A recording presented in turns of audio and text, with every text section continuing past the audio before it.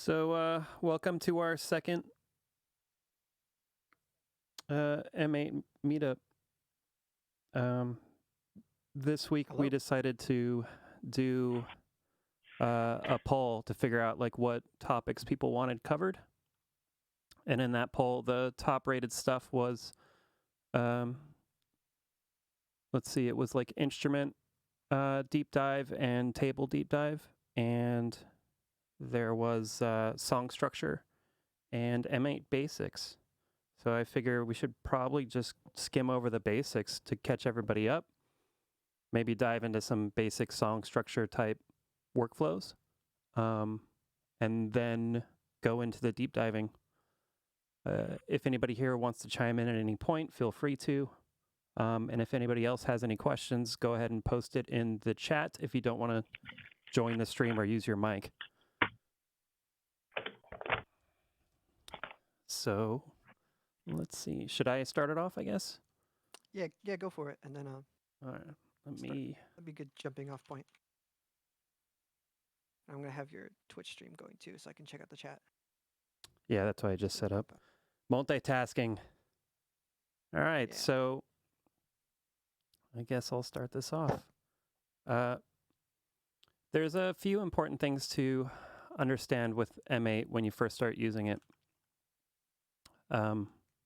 One is that it is a tracker, so all notes and information is always vertical instead of horizontal.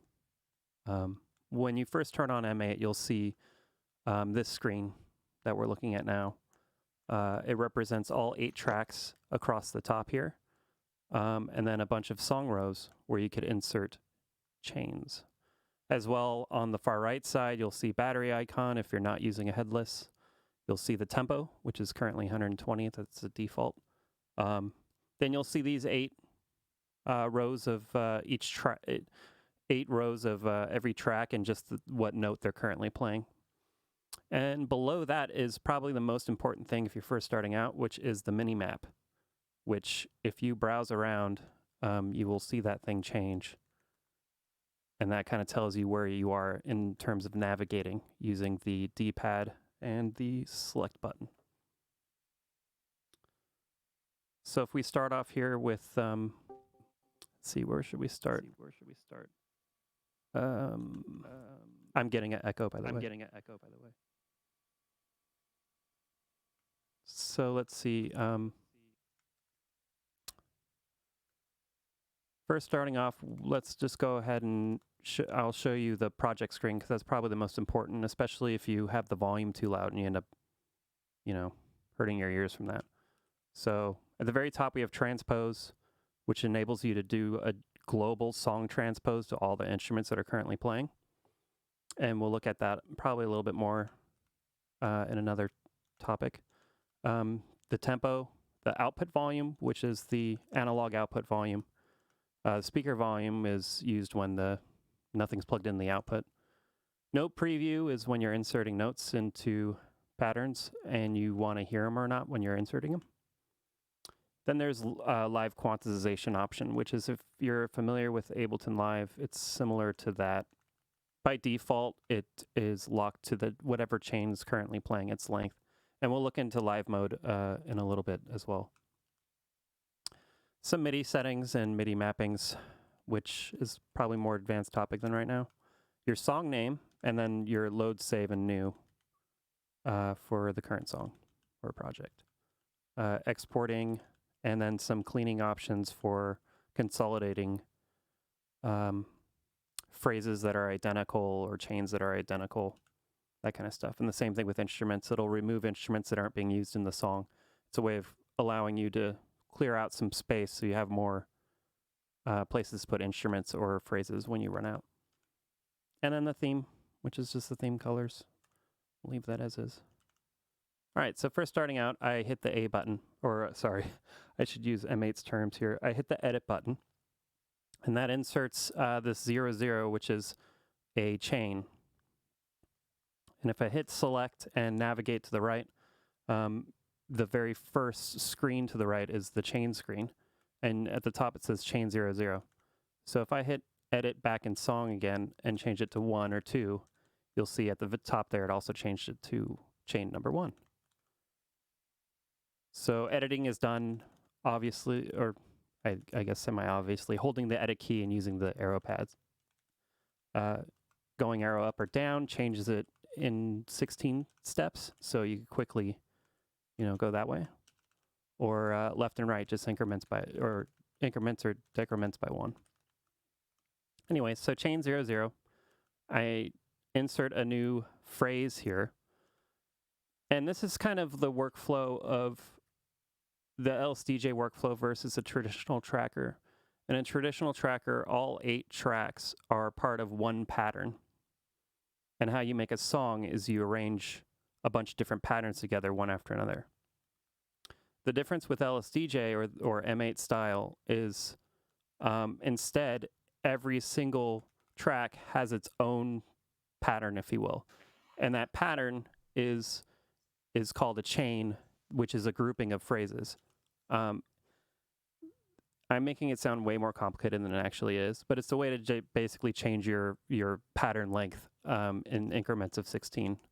As well, you'll see that it makes songwriting really fast, especially if you're working on a progression, or if you want to copy and paste, in groups of 16. It just makes all that stuff a lot easier to deal with on such a small screen with a small input or limited input.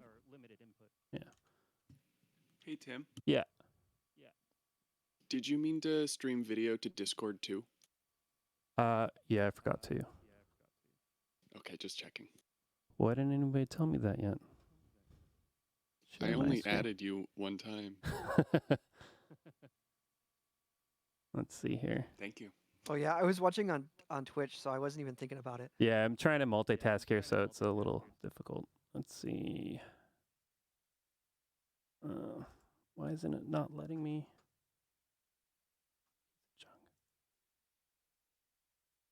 Let's see. Beep, beep, beep, beep. Give me one moment here. Share my screen. I think I have too many screens because this takes forever to show up.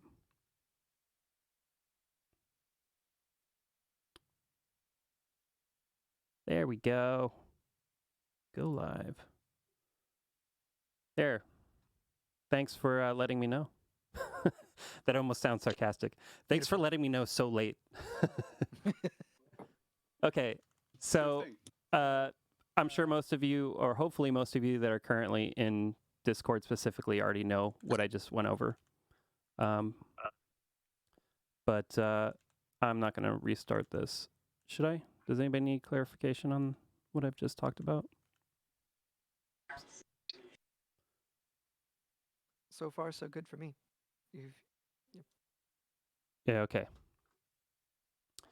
So let's go to, let me see if I could share. It'd be cooler.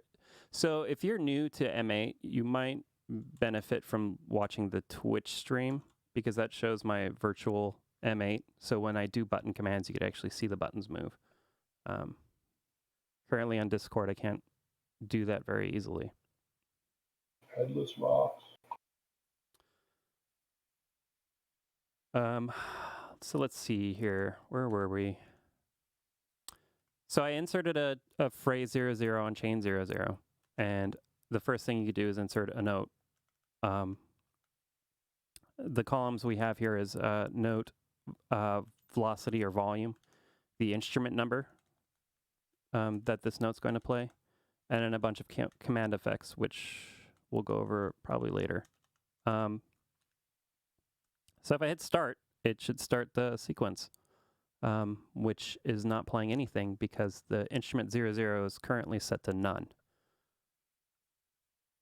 So if I change the type, you'll see that's how you switch between the different types of instruments that you could have for that instrument slot.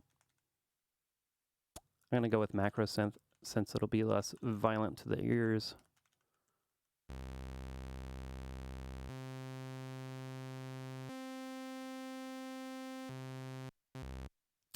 So I'm going to do something really easy here. I'm going to leave this phrase with just this one note in it, just so we get kind of an understanding of the song structure here. I'm going to insert that phrase 4 times. So if I hit start here, you'll see that it'll just play that same phrase over 4 times, and it'll loop back to the beginning. This other column here is transpose. So if you want to do a note transpose per row, it makes it pretty easy to do a progression of sorts.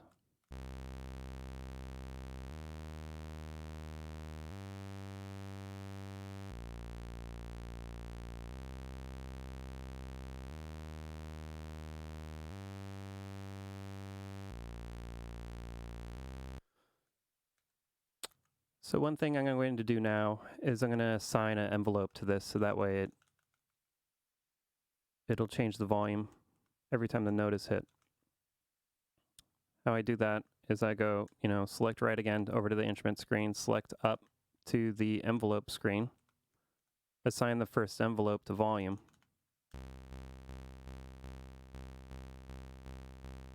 And you can see here when I hit start, when I'm in the phrase screen, it doesn't actually play the song. It just plays this one phrase on loop. In order to play the whole song on the phrase screen, you hold down select and you hit start.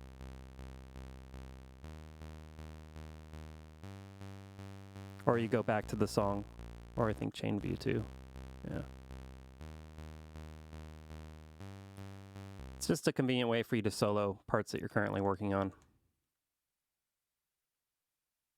Let's see, what should I go over next?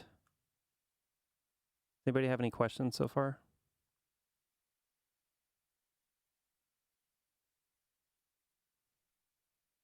Or anybody want to chime in?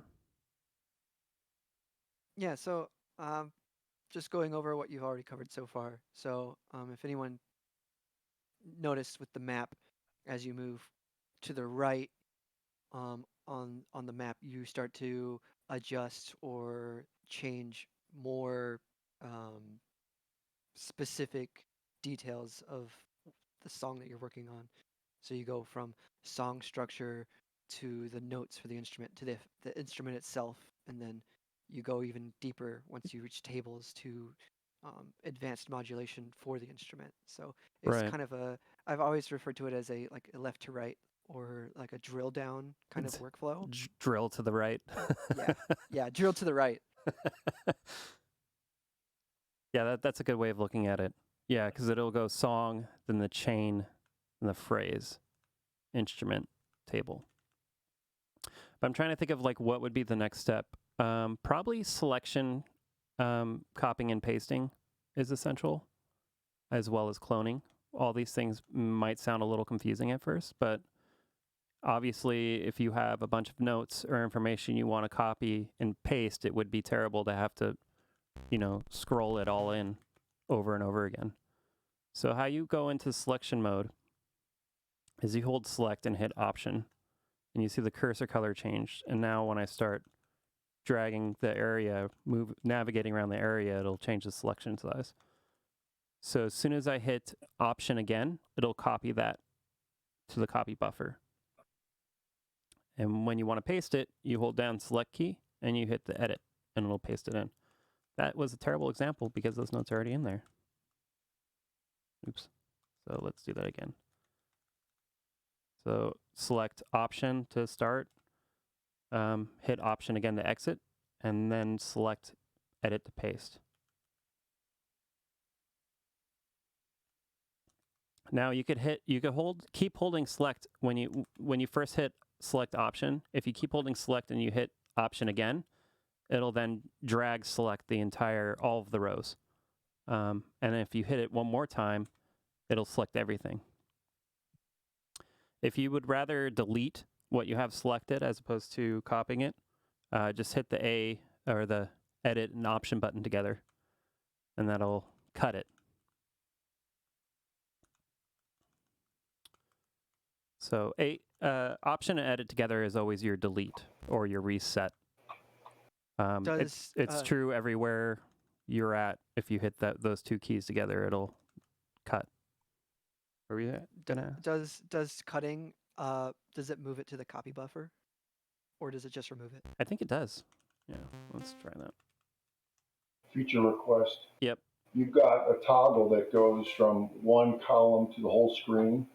I would request that every time you hit option, it adds one more column. So you get one column, then you get two, then you get three. Right. Well, you could do the same thing by just using the D-pad at that point too. Okay. Makes sense. Yeah. Hey, Tim. Yeah. I think your mate audio is like pretty quiet compared to your voice. Thank you. Sure. Boop, boop, boop, boop, boop. Turning up the volume this way. Wait, maybe FE is probably good. Whoa. Is that too loud? Maybe a little bit. Yeah. How's that? That's perfect. All right. So that kind of covers it for the phrase screen and copying and pasting. The next thing probably that's pretty essential is doing the same thing on the chain screen. It has a slightly different behavior. The same shortcuts, select an option to start a selection, and then you could delete it or paste it. See, it cleared out the transpose I had here. I think that went down to FE. Yeah. But one thing you could do is you could clone a phrase. And what that does is basically copy everything inside of this phrase and paste it to the next available empty phrase. So if I want to clone this one here, I hold down select, just like I'm going to do a selection. Hold down select, hit option, and instead of hitting option to exit while my select key is held, I'm going to hit edit. And what that did was clone the entire contents of 0 and pasted it into 1. I could do that again here. So now each of these are totally distinct and unique. So if I go through and start editing them, they will all not be the same phrase. Another thing to keep in mind here is when you're in the phrase, there's this red, with my current theme, there's this red, the zero right there is highlighted red. The 0 step, I guess. And as I scroll past the bottom here, it'll increment to 1. And if I scroll past the bottom here, it's incrementing to 2. And what that's doing is it's actually scrolling through the chain. So if I go to 0 to 1 here, and I go back to chain, you can see now I'm in 1. If I scroll down more, I'm now in 2. Go back up, in 1. Hopefully that makes sense, but it's just a helpful indication of where you are while you're inside the phrase. Tim, just quickly, you can clone instruments too, obviously. That's something that I regularly, like a workflow I do is I clone a phrase and then I go through and change the instrument. So it's like the same instrument playing a different thing. Is there a shortcut for doing that? For cloning the phrase and the instrument? Like, yeah. No.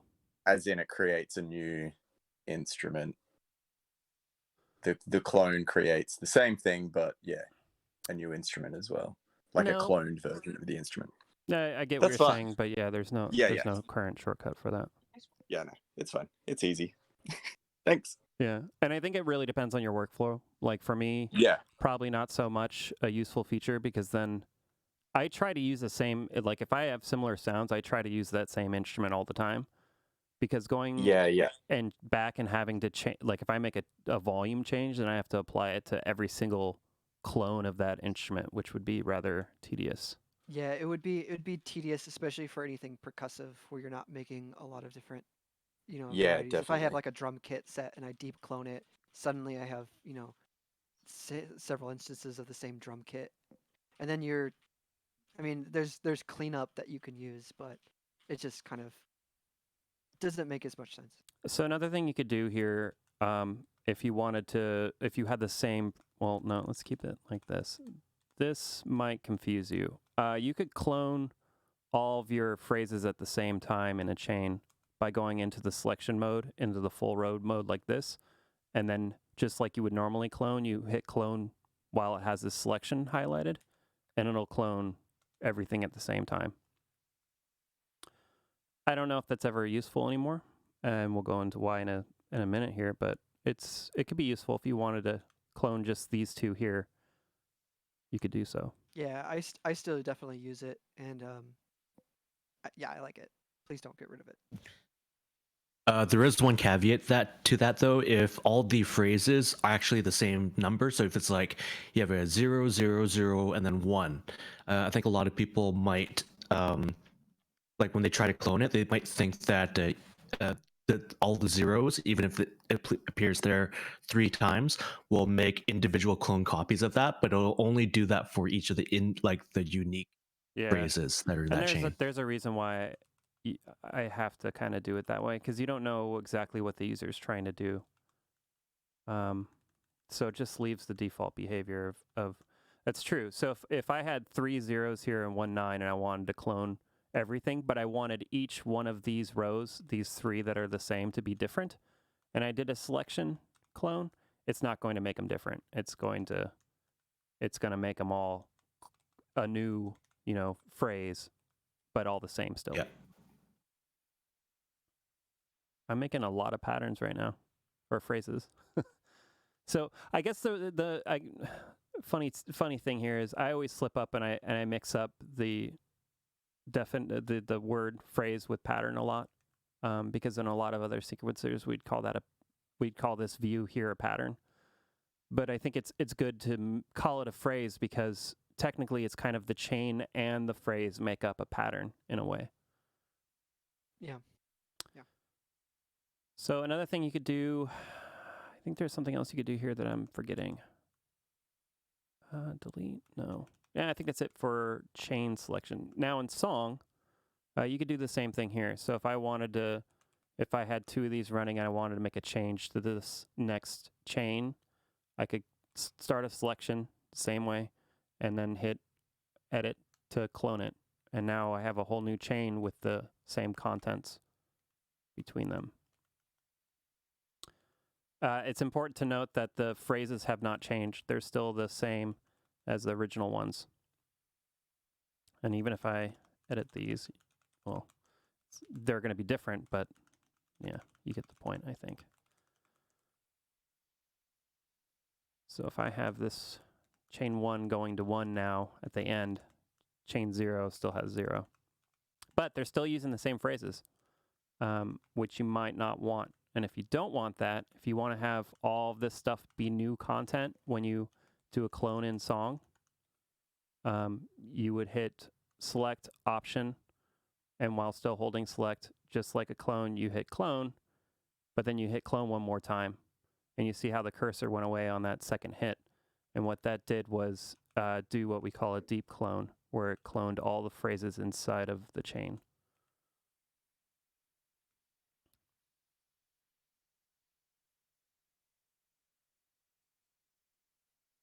Let's see, I'm reading questions currently. When you transpose a phrase in a chain, does it stay in key? Well, there's no key. At least currently, there's no key. So it's the transposes in steps, in semitones. So it's going, 0 semitone transpose, and then +3, +5, -2. This when you have certain inputs here, because we can't show a negative number, it starts counting backwards from FF all the way down to 80. So we start going into negative train that direction. I just lost my Discord screen. For the person interpolate on Twitch chat, there are no set scales. However, there are ways to make scales using tables. It's something I kind of went over the last stream. I could go over it again when we do the deep dive into tables. It's not exactly what you're looking for, but there are relative solutions. And if you do set a scale when you transpose, it would stay to that scale relative to the transpose. So I'll try to go over that later. I'll remember your question and I'll see if when we do the deep dive, I'll try to go over it. One other thing I forgot to mention in selection that you can do, though, is interpolation in phrases. So in a phrase or a table, which we haven't gone over tables yet, but you could do interpolation using selection. So if here I have my first velocity at 4, and the last velocity is like 74. And if I wanted to slowly increase that over all of these rows in the selection, I do a select edit instead of anything else, and that will do our transpose. I think we lost your stream on Discord. Yeah. Sorry. It reset. That Discord window kind of rebooted itself. Let me go back to that. Beep. It wouldn't be live without technical difficulties.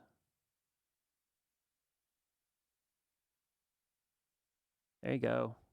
Ta-da! I can do that again. Thank you. Oh yeah. Let me delete those. Select all. And then select A. Or select edit.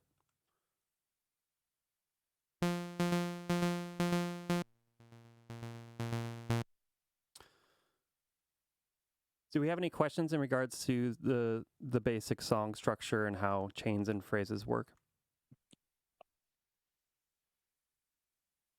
Or is there something I missed?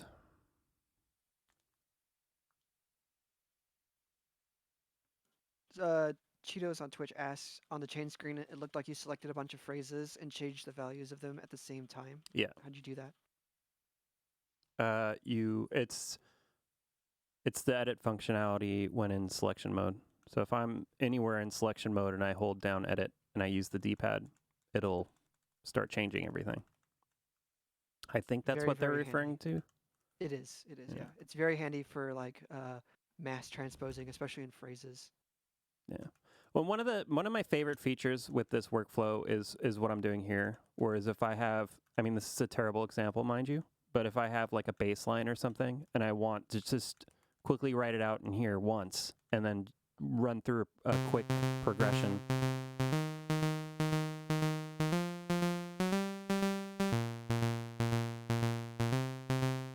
Like, it just makes that workflow super quick for writing a quick melodic progression.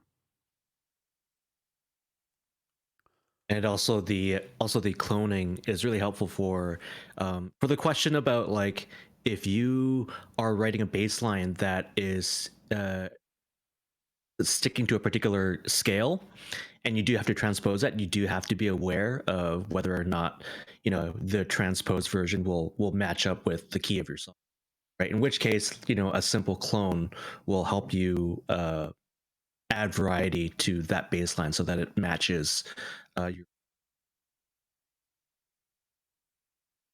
Matches your what? I'm sorry, you cut out. Oh, that it matches the original intended key of the song. Oh, okay.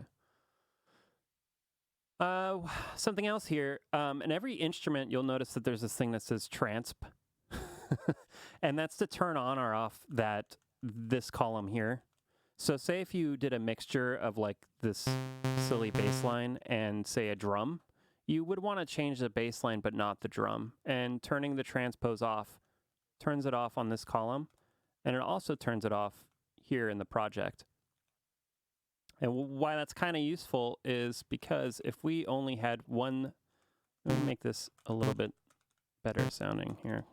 Let's make this like that, and then octave down. So my song now, my song right now is just this one phrase. But now in Transpose in the project screen, as soon as I let go of the edit button, it won't work at all. There we go. So I had that transpose. I turned off the global transpose here, but if I turn it on,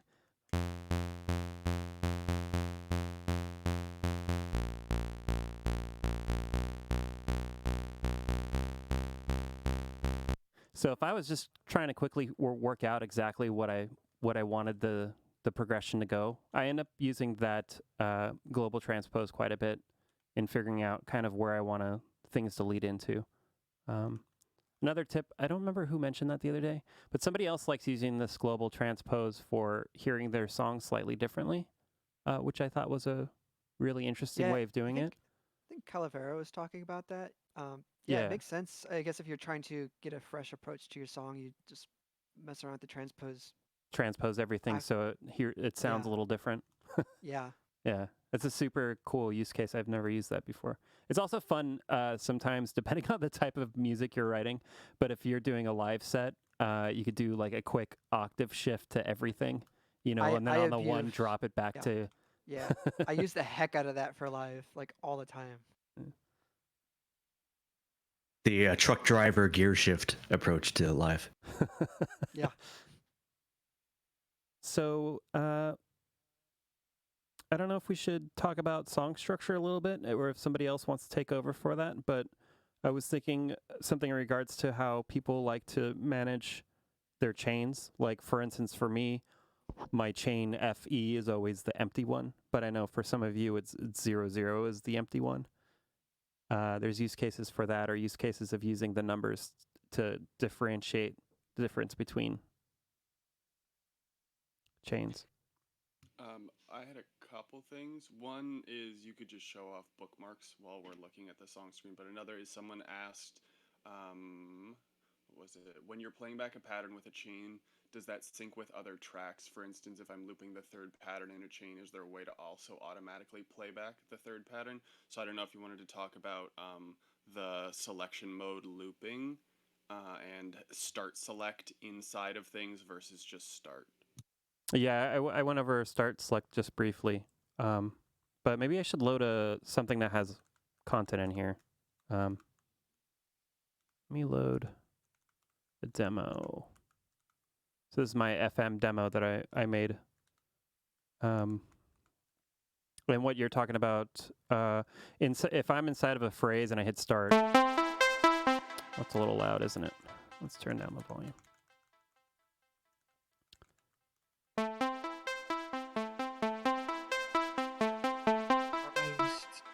What's that? What'd you say? Okay, so if I hit start inside of a phrase, it's only going to play that one phrase. If I hit start in a chain, it'll only play that one chain. In these views, if you want to start the whole song, you hold down select and hit start. Well, that's a terrible example because it's only that one that's playing.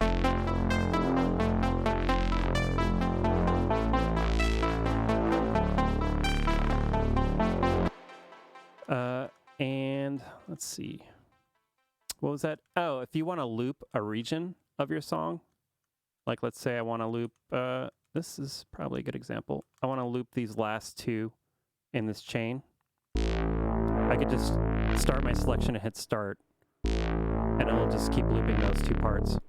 And the same thing inside of a phrase. If I hit start while there's a selection, it'll just loop that one region.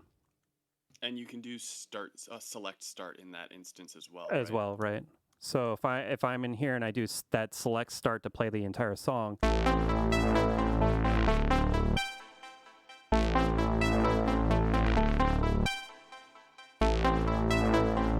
so it's just looping that very last moment. Or if I do a select start, from chain row 6 on this last part, it'll just skip to that.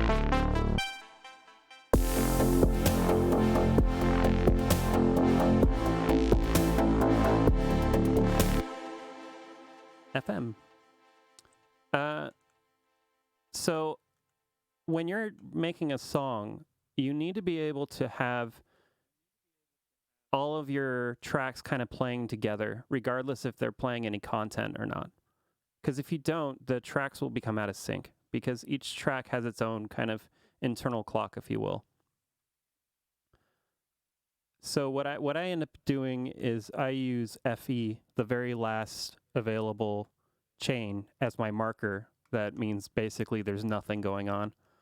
I know other people prefer using the 0, and that might be more clear as to it being empty, because 0 is kind of empty. But it's personal preference. So in my song here, you could see I'm using a lot of FEs all over the place here randomly. And that just means that this is a pattern with nothing in it. Just to kind of keep it locked in with all the other tracks that are currently playing. Another thing you could do in this song view is you could hit Option 3 times anywhere in the song, and it'll make that one selected area a different color. And what that's useful for is if you were working on a specific part and you didn't want to get lost, if you had many rows here, you could just mark it to come back to later or to signify something that you're working on or you need signification for. Signification a word? I don't know. Do we have more questions? Or no?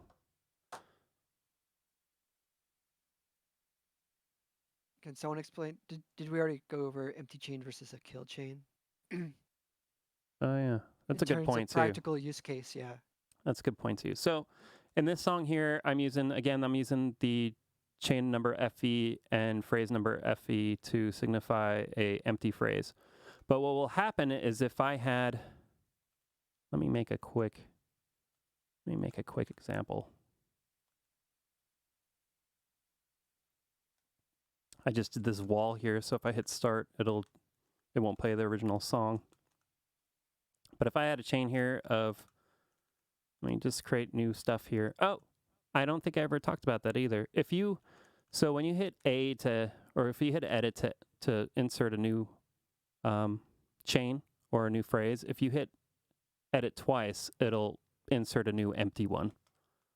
That's something I totally spaced on covering earlier. But I just did that really quickly without explaining what I just did there. But I just went to the next available chain with the next available phrase. So I now have an empty phrase here. I'm going to do the same thing on the instrument column, which will give me a new instrument. Let me turn down the volume.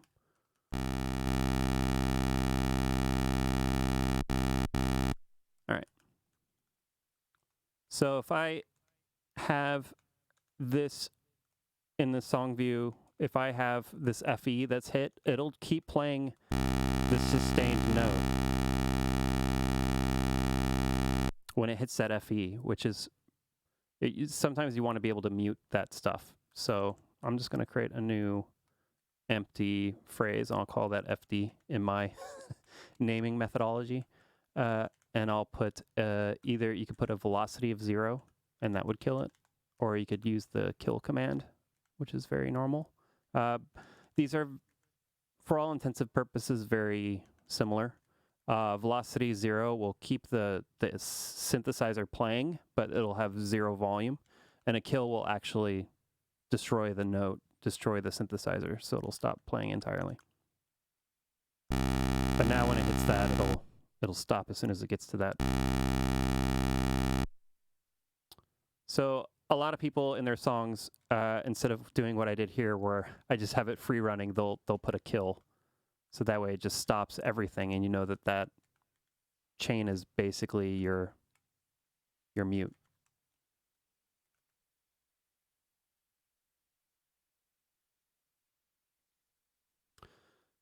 Do we have any other questions, or I can't read chat at the same time I'm trying to do worries. this. I'm trying to help out with Thanks. chat questions. Thanks so much. Is there a shortcut for velocity 0? No, not at the moment, I don't think. Yeah, no, I just scroll down to 0. It's easy enough. Someone's curious about solo and mute controls. I was trying to avoid that topic. But yeah, you could also solo and mute any of these tracks by holding down the option button and hitting select to mute that track. And you can see the little indicator there when I tap the select key. You'll see it muting track 4. And if I hit start instead, I'm holding down the option still, it'll do a solo, and you can see it on the right side there. And how you stick it so that way it stays muted or it stays soloed in this case, is you let go of option while still holding down that key. And now when I have no keys pressed, it stays that way. Which some of you have noticed that this is kind of infuriating at times because you'll either accidentally solo or mute when you don't mean to. And how you quickly escape this scenario is you hold down the option and you hit select and start at the same time, and it'll just clear everything. So hopefully that makes sense. I don't think anyone brought this up, but did you mention the difference between the song screen and the live screen, or is that something that's another fatal flaw, fatal error on the user experience on both LSDJ and M8 is there's a live mode. And the difference between song and live mode is song will just continually play all of the tracks that have chains in them sequentially. And if there's a break like there is here on this row, it'll never get over to here. It'll just loop this region over and over again. The difference between song mode and live mode is live mode allows you to basically queue. If you have ever used Ableton and used the grid, it's similar to that, where it allows you to queue individual chains. And this song structure here is kind of miserable, I think, for doing a live, if I was going to use this live mode in this view, because as soon as I hit start, and when I'll show you how to enter in live mode, it'll just start looping this over and over again, which might not be, normally you would kind of space these all out. So that way you have control over, where the song progresses to at any given point in time. So how you switch between song and live mode is you hold down select, like you're going to start navigating. Hold down select and just go left. And then you see the text at the top, switch to live mode. And how you exit live mode is the exact same behavior. Hold down select and hit left. So if you've ever accidentally done that before, that's what that is. And I'll show you a little bit of live here.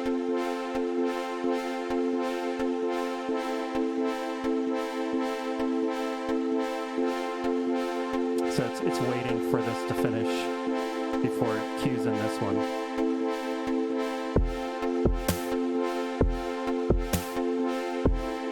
And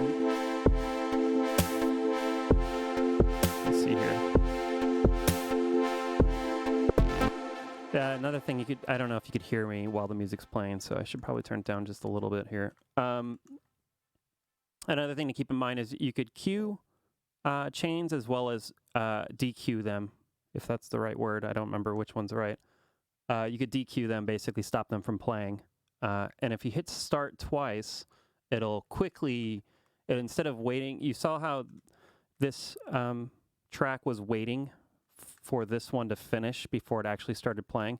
If instead of just hitting start, I hit start twice, it starts blinking very fast, and that means it'll cue in as soon as the next block happens over here.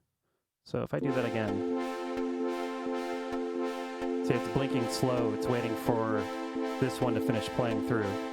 But if I hit it again, it immediately starts coming in. I saw someone also ask about the live quantized value. So the live quantized value is what that setting is. Yeah.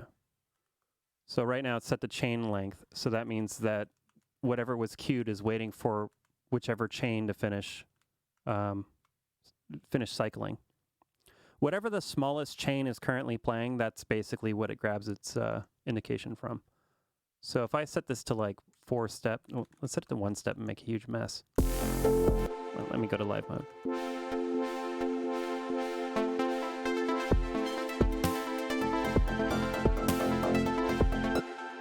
So it just started queuing them all in after one single step here. So you could kind of make a mess of things that way.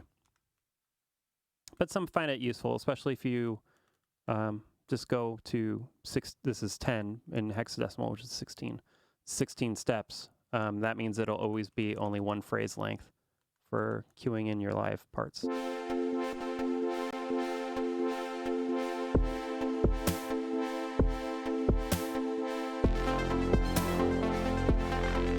Another thing you could do is you could use selection and queue a bunch of stuff at the same time. Let me go back into live.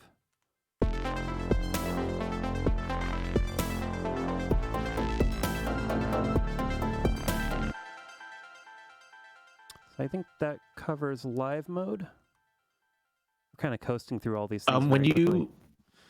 sorry Tim, when you did the selection for launching a bunch of channels at the same time, would it respect first the fact that you launched them, or would they also loop that selection? Because, you know, in song mode, at least, if you make a selection in the chain, it'll just bounce between, like, inside that selection, right? That's a good question, and that might actually be a bug for all we know. But your question is basically like, since select, I'm pretty sure I avoid that behavior in live mode for the song screen. But the question is, if you're in live mode and you do a select start, let me turn on the volume a little bit, that it will keep looping this one part over and over again. And if it does, it's a bug, because it obviously shouldn't do that in this case. Yeah, it doesn't. Okay. Okay, good. Awesome. Yeah. Because in selection mode, normally, if you make a selection and start, it'll loop that region. So I was hoping that I didn't have that behavior in live mode. I guess it depends if the selection cursor is still active, right? Or what do you mean? is that forced out of the selection? Well, like, yeah, if the selection is made active when you launch it, let's try this. Right.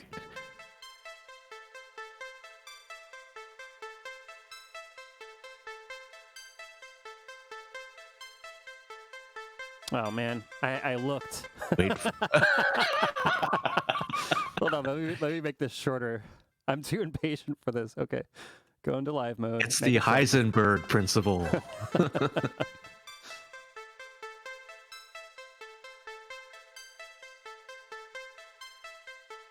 It works as expected. So yeah, Okay. I guess it's noted in live mode you can't do a loop selection. I personally wouldn't want it to work that way anyway, because you can just make the arrangement to do that. Yeah. Yeah, exactly. And the whole selection loop thing is I think more of a composition tool currently than it is a Yes. live thing. Although it'd be kind of cool to be able to do crazy like skips and small loop points in real time for live use too. So maybe something to think about in the future, but for now it's pretty simple. Cool. You could also mention that did you talk about the left and start is a whole row queue, and that also queues in song mode as well as live mode? No, I didn't, because I thought that might be more of an advanced topic, but Okay. it's a good thing to bring up. It came up in the chat is the only reason I mentioned it. Can I load one of your songs? Me? Yeah. Yeah, go for it. All right. I think I wanted something longer, and I don't have anything super long in here right now. So this one is okay to play? Yeah. All right. So this is I needed content that was long enough to show this, I think. So if I'm playing, let's check the volume.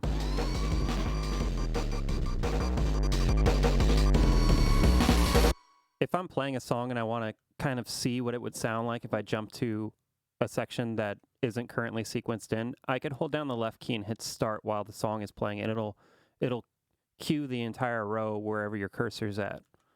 So let me just show you.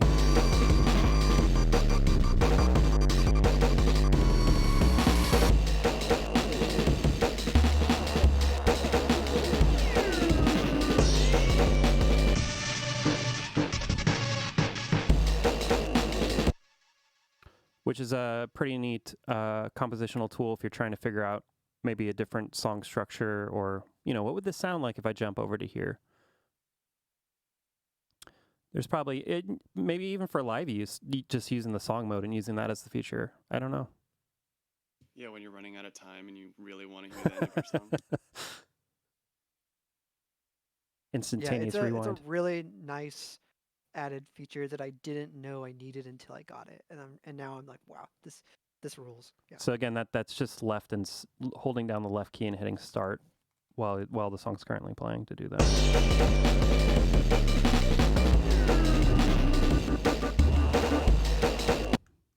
Yeah.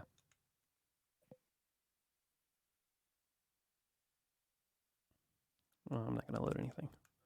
So I don't know if that covers all the super basics getting started. Kind of brief overview without, you know. I think that was pretty comprehensive without being going into too advanced of subject. I think the key is, if you're just getting started, is to learn just those few shortcuts of how to create a new part, how, what the key command is for that, which is just edit, double tapping essentially, how to, do a selection, copying and pasting. All those kind of shortcuts are pretty much the same across everything. So once you kind of get those, maybe 8 or so base commands down, you'll be flying in no time. And I think it's kind of overwhelming especially if you haven't even tried this type of tracker before. It might be overwhelming to watch this and think like, oh, all these things I have to remember. But it's actually not that much. I would say within a day you would feel pretty comfortable with it.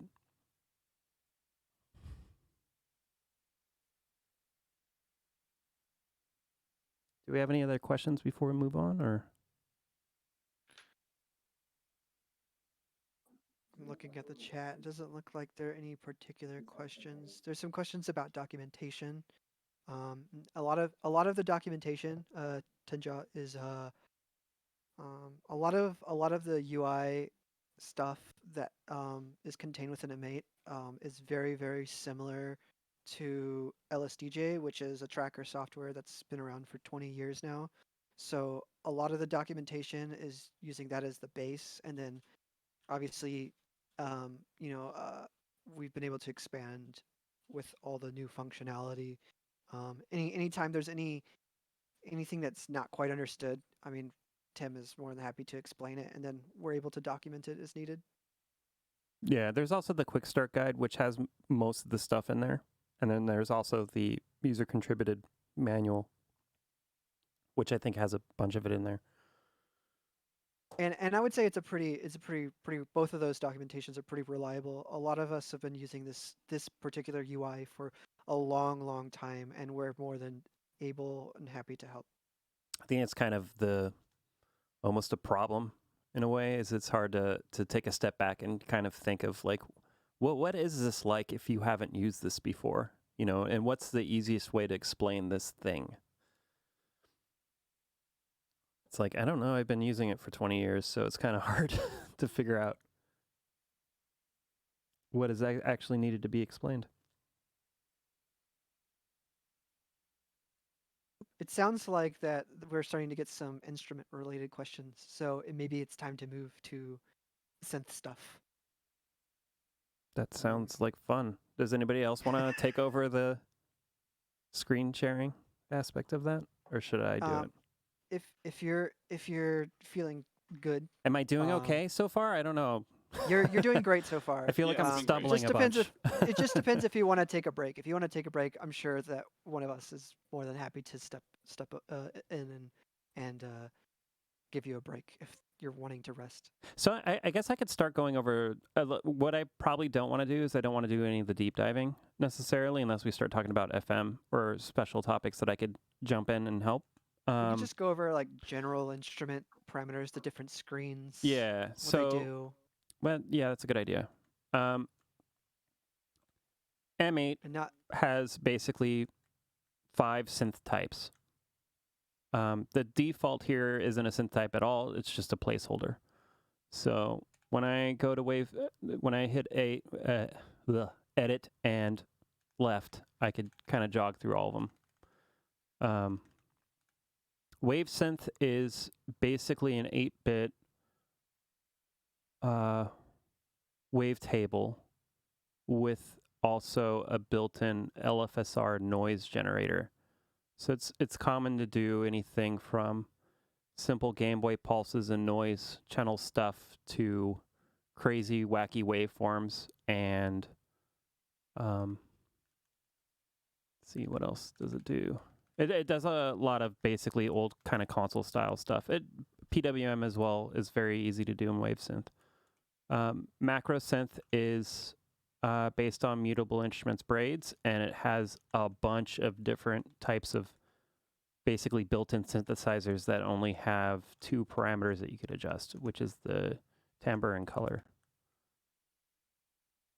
Everything from kind of like basic subtractive synthesis shapes to 2-op FM and some kind of vocal synth stuff and decent sounding drum synthesis in here. Sample is for playing and loading and playing samples. It has a lot of features in it too. FM Synth is the FM synthesizer, classic 80s 4-op FM Synth, and then a Midi Out instrument. Midi Out's for doing MIDI to control external instruments. So let's see. All these screens are pretty similar in the way that all the parameters are laid out, and a lot of them have very common parameters between them. Like if you look at the difference between Wavsynth and Macrosynth, you could see the amp, the limb, the pan, the dry, core, dull, and reverb are all the same, as well as the filter at the bottom. So and the same thing with sample, except for things got shoved around a little bit because it has some more parameters to it. But all these basic synth types kind of have a lot of the same parameters in them. Even the FM synth has all that stuff. So let's start with the right side, I think would be probably better since it's pretty much the same across everybody. Amp is a way to overdrive the synth. Lim is the limiter type. So when amp clips, what should it do to the waveform? By default, it clips it. So it basically, the edges get squared off as the volume increases. Sinusoidal will basically slowly kind of do a sine ramp to the volume as it gets close to the edges.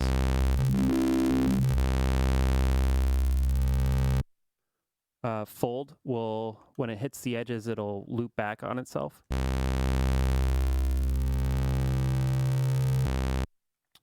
Wrap will wrap around to the other side and basically essentially destroy the sound of it. Which could be, I don't know, sounds pretty neat. And post basically is the same as clip, except for the amplification here has happened after the filter. Whereas everything else, the filter's after the fact. So if I do let's do that wrap one. So if I do this extreme wrapping one, and I turn the filter on to low pass, and I adjust the cutoff. Yeah. It doesn't clip the filter. It only clips the original waveform before it. But on post, it'll clip the filter, which gives you kind of a more natural sounding distortion when you use a filter.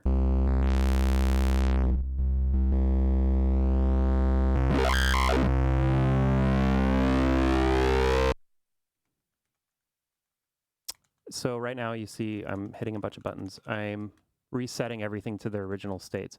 I do that by basically using the delete combo option in edit. So if I change any of this stuff, it'll reset. Pan is obvious. I say obvious, but it might not be obvious. Pan is left and right assignment, which if you're watching this in Discord, you'll hear no difference. Dry is the dry volume. Core is chorus.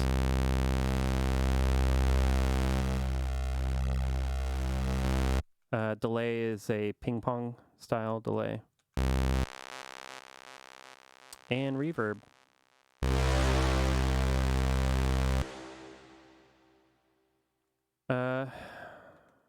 let's see, degrade on a lot of these means to do sample.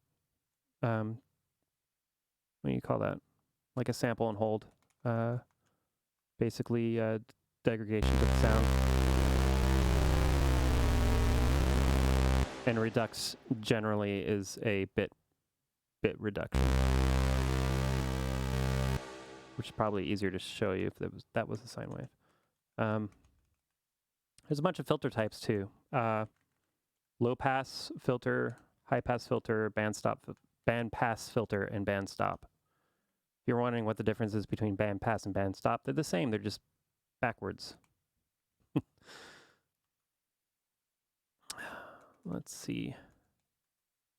I never really talked about across the top here. Across the top, you could load and save instruments. The transpose I went over earlier, the global transpose enable or disable. And the table tick is essentially the table speed, which is this guy over here. And it's for modulating these parameters if you want to sequence them. And that's somewhat of a more advanced topic. If you hit the, if you navigate up to the next screen for instruments, you could assign an envelope to any of these parameters. There's 2 envelopes and 1 LFO. And if you're not familiar with synthesis, basically it allows you to shape the sound in modulating any of these kind of parameters that allow you to do when a note is triggered. So if I set this to pitch on a Macrosynth, do that. Then when this note hits, it's going to do a pitch sweep. Or volume. Or pitch and volume.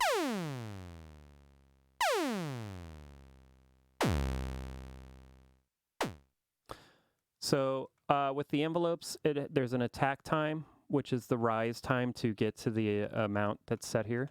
A hold, which is how many ticks to hold at its highest peak. And then a decay time. These 3 times are in ticks. And ticks, when you get used to M8, will be pretty important because knowing what the ticks are enables you to do a lot of time-based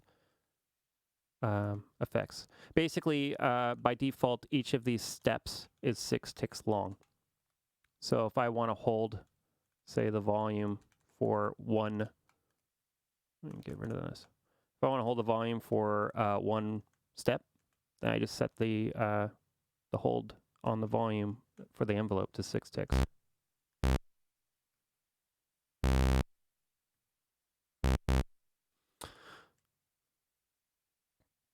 I don't know what else I should go over next for a basic understanding of these different synths.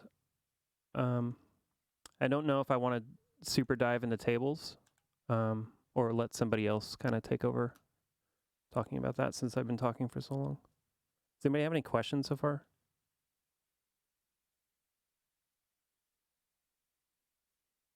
You haven't gone over the mixer screen, which I think might be maybe slightly important. That's true. I was just concentrating on instruments. Hey, no worries, no worries. It's just I sorry, yeah, because you were also going over like the sends, like the chorus, delay, that's and true. reverb, and so yeah, the dry level gets sent directly to the track's to the current track that's playing on this instrument. The chorus, delay, and reverb are kind of effects sends that get sent to those mixer buses or mixer effects sends. The mixer is accessible throughout any of the screens here. You can see, if you look at the mini map, there is M below everything, and that's the mixer screen. Mixer screen has the base volume for each of the 8 tracks, as well as the song master volume, and a built-in little limiter.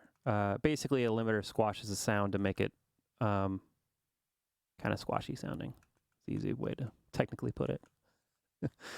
The chorus volume, the delay volume, and the reverb volume, so those effects returns. These are their volumes down here. Then we have analog input volume. If you want to monitor the analog input, you could turn this guy up.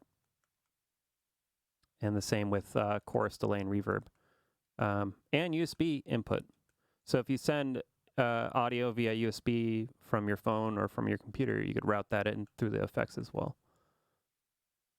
You can see here there's all these things have VU meters associated to them. You can see the reverb is now picking up. And below this screen is also all those effects, their settings. The settings for chorus, the settings for delay, and the settings for reverb. These are just kind of helpful starting points, is how I set these initial values. But you get some pretty crazy sound effects if you go outside the normal kind of settings of those. Let me show you something. I'm going to turn down the dry volume, so now this instrument is purely going to reverb. I'm going to turn up the decay on the reverb, which is called damping.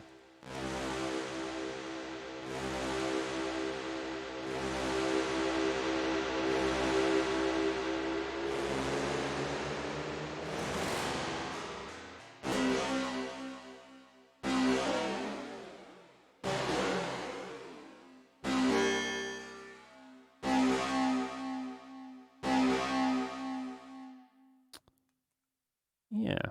So you get some pretty wacky sounding stuff. And again, if you go into the crazy, you don't know where you ended up, you could just use the delete combo option and edit to reset these parameters to get you back to normalville. I think that covers the mixer and the effects settings. Any questions regarding that? And I think I've covered a lot of this stuff too in previous streams that I've done in the past. So there might be more information on those as well if you want to check out some of my highlights on Twitch.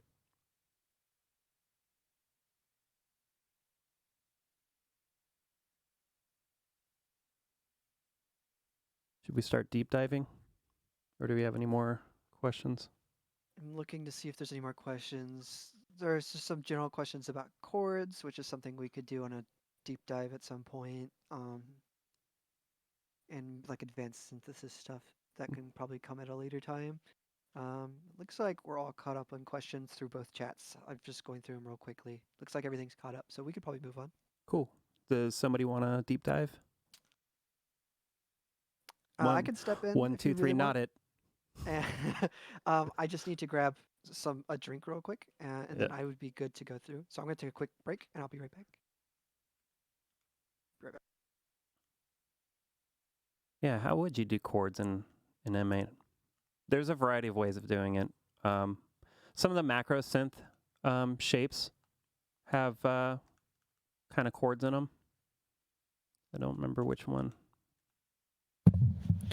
Yeah, if you Google a little bit for some of these Macrosynth braids operators, you can see that the timbre and color, like what exactly they do, is pretty well documented. Like I think there's a PDF out there that shows kind of the positions that when you turn up the timbre or color, it shows you, like, for instance, in the Wave Paraphonic, it's actually dialed between 12 different presets, I suppose, for chord intervals. Right. You know, I've never fully read through all of those things either. I just kind of play with these two settings here as I browse them. And I guess I'm more of a just listen to the thing type of person than a strictly purist on it. Which either in this case, either way works fine. But I like the idea of it being a mystery. So as to demystify things a little bit. Yeah. What was that? I think I heard somebody talking, but... Yeah, I was just saying I posted a table of what all the values are in terms of chords. Nice.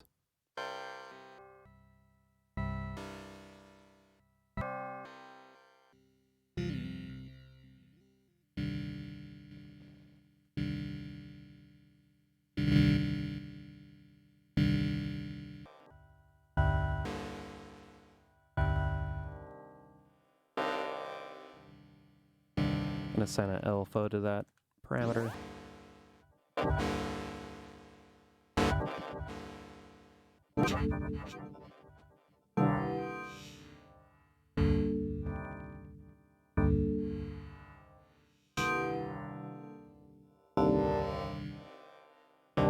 what did I miss?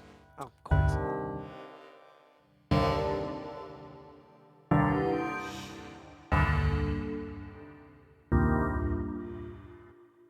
Kind of blown away when I start playing with M8 because I honestly don't get to spend that much time with it, with all the other things I have going on. But there's a lot of capability in this little thing. I was just going over the wave paraphonic was a method of doing chords, but it's kind of trial and error almost. But Yeah. I haven't really read the document on what the timbre does on that one. Yeah, I think Timbre just scans wave It's wavetables. Which one's the? Well, that's the that's chord it, one. right? Yeah. Color does different intervals, and timbre just scans through the actual wave shape. Right. My current favorite is to use the FM synth for doing chords. I think that's the most flexible method of doing it, which I showed in the last meetup on how to do that if you're interested. Would you like to take over? Because go ahead. I was just going to say that because of the way that M8 lets you take on different channels and make different instruments, you can have a mix and match approach to chords as well. Like so for the wave paraphonic, like you can use one of the just like the 2-note interval ones, but then actually split that across different channels with the same instrument. So that way you can sort of decide whether or not you want to use like 4 channels for each channel taking a different note in the chord, or you want to try pack 4 notes into one channel, or split the difference and do 2 by 2, right? Right. Somebody asked if the effect parameters like hold time is in ticks. Yeah, most time-based things are in ticks. The only major exception to that rule is the LFO frequency that is in steps, and the reason being is because we wanted a larger range of slow modulations of the LFO. So this number here is actually number of steps at 6 ticks per step.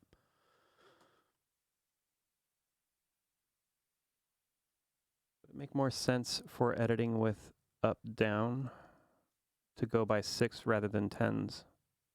10s makes sense, I think. Maybe you're right for those parameters specifically for the attack, hold, and decay.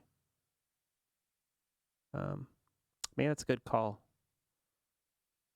Yeah, there's certain areas where the generic method of incrementing is to go in 16s when you do edit up and down.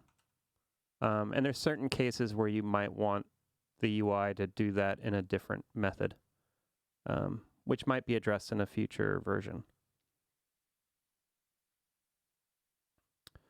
Mikey, did you want to do any deep diving? Sure. I'm just ready here. Do we want to cover or go over? Was that what it was? What was that? For the deep dive, you want me to go over tables? Was that what the deep dive was going to be for? It was basically deep diving for both instruments and tables. For instruments and tables. Yeah. Sure. I can see what I can do. Either or, let you pick. I'll start with tables, since I think mentally there are a lot of people asking about tables now, so I can kind of just go over some case uses, I suppose. So let me see if I can get my screen shared here. Let's do this. Hopefully yours doesn't crash like mine does. Got that. Up. I'll go ahead and close yours so I don't get distracted. Everyone can see. Everyone can hear. Can I be here? Yeah, sound good. Okay, cool. All right. So let's go over some deep diving with tables. So I think the first, the important thing to ask is, what is a table? What does a table do? So someone in the Twitch chat had a good analogy, saying that tables are similar to Electron's conditional triggers, where it's an additional automation that plays whenever the instrument is triggered on a step in a phrase. If that makes sense. It's sort of like a modulation. It's like an additional sequencer for modulation for the instrument. The most traditional case used for a table would be for arpeggios beyond the standard arp command, which would give you the 2-step interval arp. You could do something more advanced. So, for example, if I were to transpose these steps in the table up an octave, when I play the instrument now, you can hear it transposes. If you wanted to do like an advanced type arpeggio, you could do something like this with a hop command, and you get your very traditional chiptune style arps. You have your 5 different columns here. Obviously, the first one was for transpose.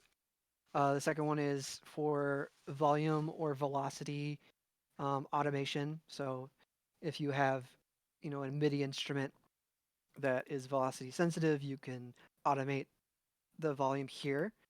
And then you have your 3 columns for effects, which are the same effects you'll be able to adjust in the phrase. Can I add a thing about velocity column? Please. Yeah, anything I missed, just jump in.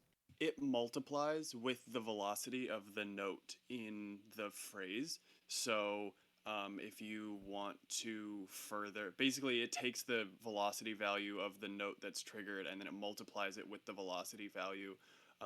So you can only think of it being smaller. Like you can't make notes louder with the velocity table or velocity column in a table. You can only make them quieter. So if you put a 7F in there in a table, it's not going to do anything. Anything less than that is going to be like a percentage of that. That's good to know. I had no idea. I didn't know either. So if you remember, Tim mentioned the table tick, which is here in the instruments. That controls the overall tick or the overall speed of the table in which it cycles. So if I were to adjust this to table tick speed 6, when I press play, you can. Oh, it's so loud. Let me It's not make that bad. less painful. Okay. But yeah, the So- Wavsynth by default's pretty loud. Yeah. So now you can see the speed. If I were to dial that back, you have a faster speed. And then FF is free running 200 hertz, I believe. Yeah. And that's for you can make some really cool, complex envelopes using the free running speed. There's also table tick 00, which only advances the row as the note is triggered. So you can see here, it hangs until the note plays again. So you could do things,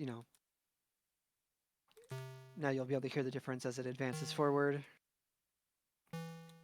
which could be really interesting if, you had different oscillator shapes here. So if I have this pulse here starting at 00, and I were to advance it like this, and then I had multiple notes like this. We'll just do a bunch of them here. Now when I play it, so you can get some cool per step modulation using the 00. You may be thinking, May I just step Sorry. in real quick? Yeah. There's 2 base questions I don't think we gone over in this stream. One is, did you cover how to insert a command in the effects insert column? a command. Yeah, because in the effects column, you could, you hit edit, and then you could try to do an edit plus left or an edit plus right, and that'll scroll through the commands. But if you do edit plus up or down, it'll bring up that useful help screen that gives you a description and, basically lists all of the commands you have access to. Thank you. I was totally getting ahead of myself and Yeah. totally forgot to cover. Yeah, I forgot that I never covered anything dealing with effect commands. The command effect command help screen is extremely useful. If you're trying to figure out what commands do what, holding edit and pushing up gets you into the help screen. And you'll see that the commands are divided into 3 sections. The top are commands specifically for doing things related to the sequencer, so for example, arpeggios, retrigger, pitch slides, pointing to different tables, which is a cool, more advanced thing, pointing to specific steps in said table. You can adjust the tick speed using this and song tempo stuff. Again, you have your mixer FX command section, so you can modulate the main volume. So if like you wanted to have a dramatic fade in or fade out of your entire track without having to, do it manually with your mixer, your external mixer, you could automate that. And you can also adjust all the effects parameters, so the delay time or the amount of feedback, or there's even a really cool reverb freeze function that has an on and off. Super cool. I recommend playing with reverb freeze if you have the chance.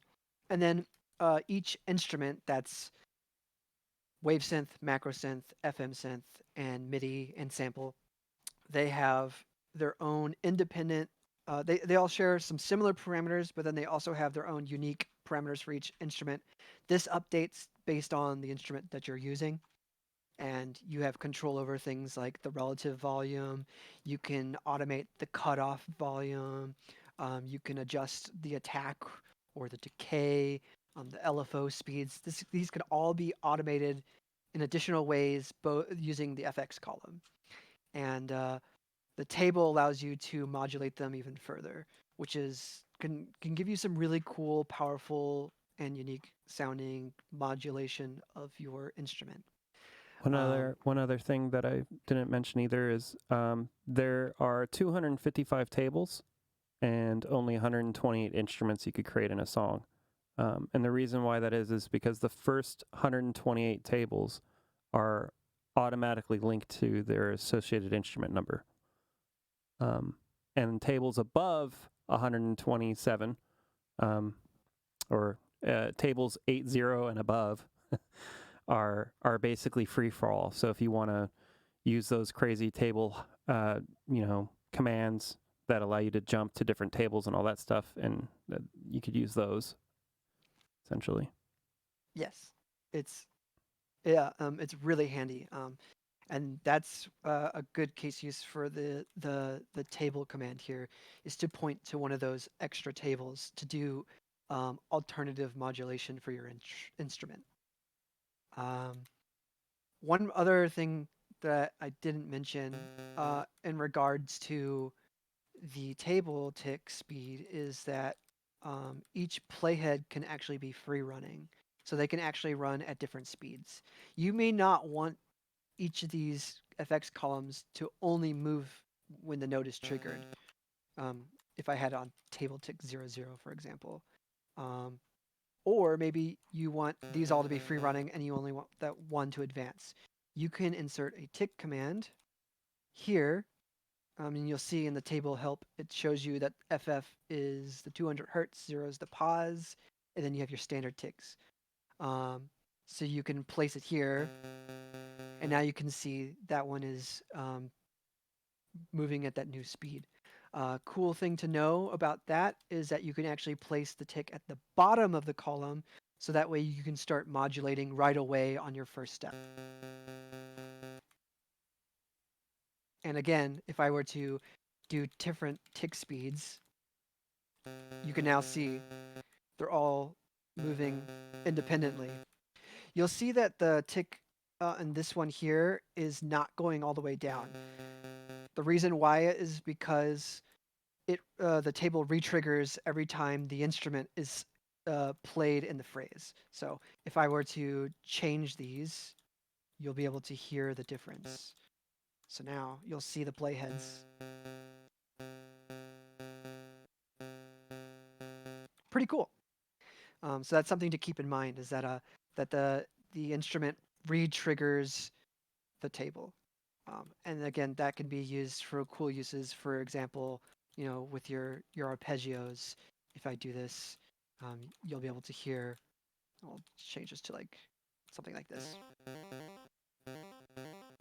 Whoops, I did a wrong hop. I apologize. It should be 0. Now you can hear the retriggering. Yeah. What else can I show here? So again, you can use it for really cool modulation of other parameters. For example, let's say I want to have an LFO attached to the pitch of the instrument here. So when I play it, we want to make that maybe not so intense. We'll make it a little bit faster. Like this. Maybe a little bit faster than that. Okay. So now amount is the intensity. So I want to just get like a nice little vibrato going on here. Okay. It's also important to note that you have, in addition to that LFO, there is already vibrato commands on top of that that could go more extreme. Yeah. There is. So if you want to use that LFO for something, maybe pitch is a bad example. Yeah. Okay. Normally, Okay. It's a good example to show people how to use. I'm just saying this for everybody else. It's a good example to hear the difference, but it's important to note that you also have a vibrato command. Okay. Yeah. Yeah. That's all. I didn't mean to step on your toes. No. You're good. You're good. So let me find a good case use. I think pitch is fine. I just wanted to make sure that people knew that you could do pitch another method too without wasting the LFO for it. Okay, so we'll have our goofy LFO here, and I'm gonna set it to 0 for now, because what you could do, for example, and again this can be applied to whatever the LFO is assigned to, but you could then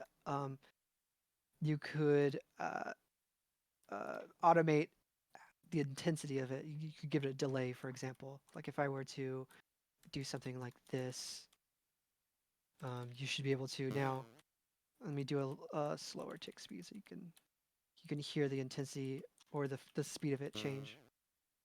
So you can do something like that. Or if I change this to queso, make it something like that. So it's just a very simple, basic way to do some automation. You could also potentially build envelopes using a table. It's really handy when you use the table FF speed for this. And we have a command called repeat. So it has different behavior between phrase and table, I believe. But in the table, it's going to repeat the last command an X amount of times. So if I have a good example will be actually to use a filter. So I'm going to put a low pass post filter here, and I want to adjust the cutoff. So right now, let's do let's do like a saw. That'll be a good example here. So what I'll do is I'll have a cutoff set to, we want to subtract, so we want to go back. So FF normally, if I were to play this note, you'll actually see the cutoff is actually being pulled back very, very slowly. But we want to have it move faster than that. So what we can do is set a repeat command, and it'll say, repeat the command above it this many times, 16 times before advancing to the next step. So now I'll do several, so you'll see that it holds until it completes. So you can see it's really waiting on that. And then when I press start here, you can see it's kind of going through. You'll notice that it kind of jitters because it finishes the cycle and then completes the rest of the table before starting over again.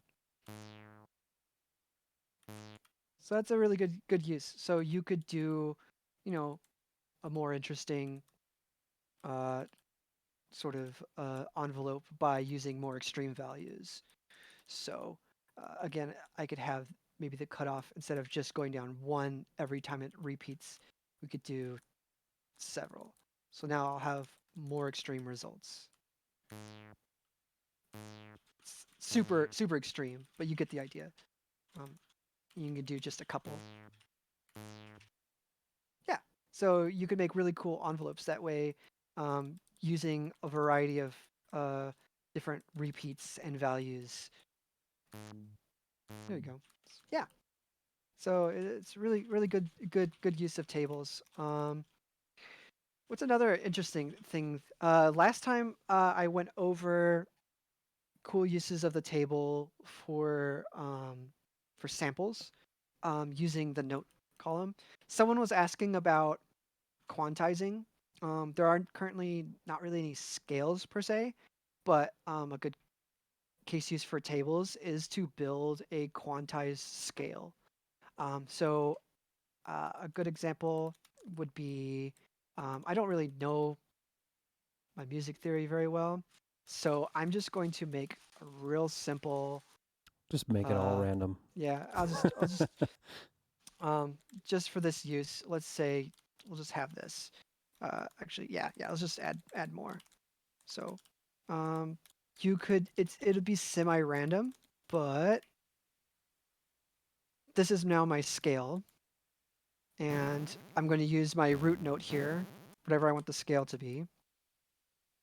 Turn this table speed to 0. Okay.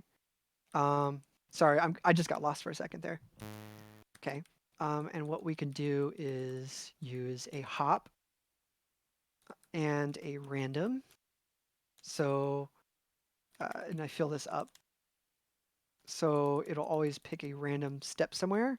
And when you press play, and let me trigger a couple of these notes, just in random spots.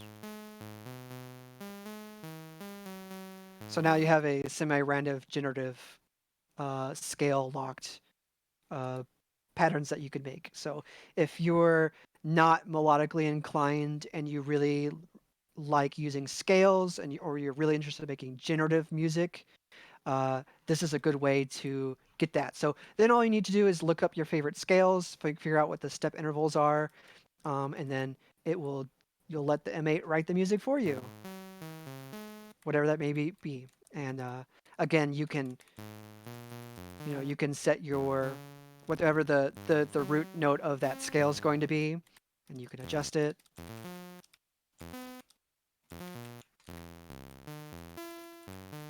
Yeah. So I know there were a lot of people who are really interested in making cool generative ambient music, or they have a more modular background. This gives you that free range. And then you can add, take this a step further, and you could add random chants to that. So, for example, if I have this set to chants 8-0, which should be 50% of the time, now it's not always going to play that note. Hey, Sorry, Mikey. that was cut off. Yes. I had a way to make it even more ridiculously random and generative. You could, if you were using the wave paraphonic instrument, you could then on the same row. You don't have to do this because it's going to be wild. But just theoretically, you could on the same row for each note in your scale, you could put the color command that would pick the correct chord that would be in that key at that scale degree, so that every time it hops to that you might have to do it with table hop commands, but you absolutely can. Yeah, that would rule. So 256K in Discord asked, is it possible to call the table at a certain row? Yes. That was one of the things I wanted to show. So let me just get a blank slate here, and let's say I have an arpeggio.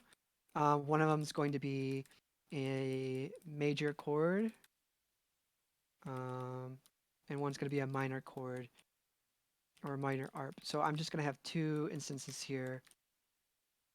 this is a good case use. Actually, I'll do one step here. So what you could do, I'm just going to set it up for you and then explain what I've done. Okay. I have 2 different ARPs here. When I press play or press start, if I set it to a correct table speed, we'll just do this one. Okay. You can see that it's playing this arpeggio here, but I want it to jump to this ARP instead. Instead of wasting another table, since I have all this free real estate, I can just tell the step in the phrase to point to that step in the table using the table hop command. As you can see, it says hop playing table to position. So that new ARP starts on step 5 or row 5. So we'll say TH005. So now I'm just going to move down here.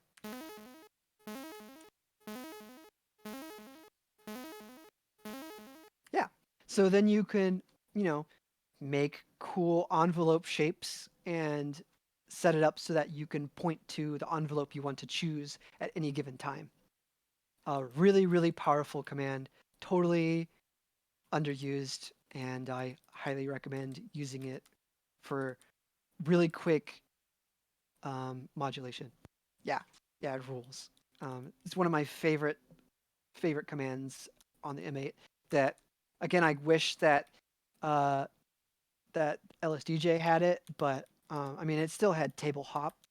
So similar to the table hop THO command, there's table, and you're able to point your instrument to any other table that you've currently built or elsewhere. So if you had 2 different instruments and you wanted to use the arpeggio from a different instrument, you could just point to table or instrument 1's table, for example. It's important to keep in mind that the table number at the top is always assigned to the instrument of the same value. Another little quick thing that I totally just saw that I completely forgot about is that for the table command, when you press select and right, it instantly jumps to the table that you've selected here. So if this was table 06 and I use select and right, it jumps to table 6. So handy. Keeps you from getting too lost, because otherwise you go through the instrument page. So it's really handy. You could also use the table command inside of a table. Yes. So you could jump to another table inside of a table. Yes. So if you wanted like a super long ARP or some sort of cool modulation, you could, at the end of your row say, oh, I want you to jump to table 01. And you'll see that if this is a little bit longer. Yeah. Actually, let's make that. Yeah. Actually, we'll just do like this. So then you'll be able to see that it just goes bye-bye.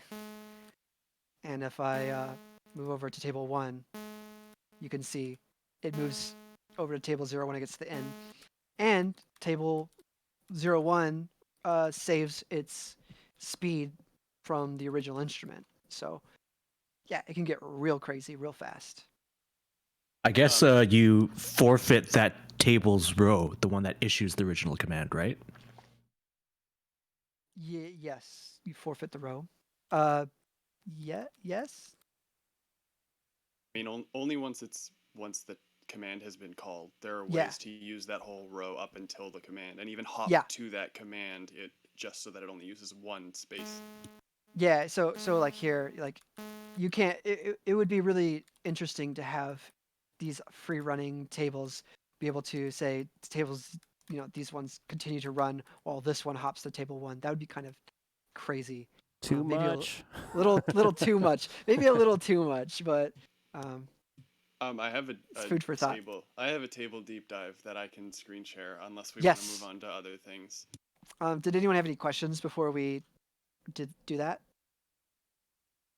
Were there any table-related questions that I missed? I've been staring at my screen this entire time. I mean, if you wanted to deep dive, another cool feature is envelope trigger.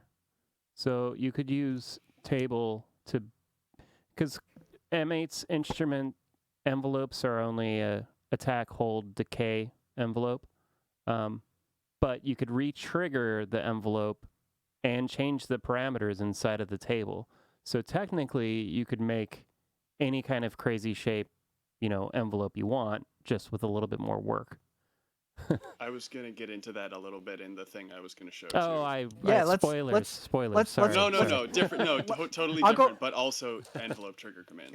I'll go ahead and hand it off. I just got some snacks, so I would like to turn off my microphone for a minute. Words. So you go for it. I'm gonna stop here. Thank you. Thanks for showing us. Okay, I will see if my screen share works. Not screen share. Video works.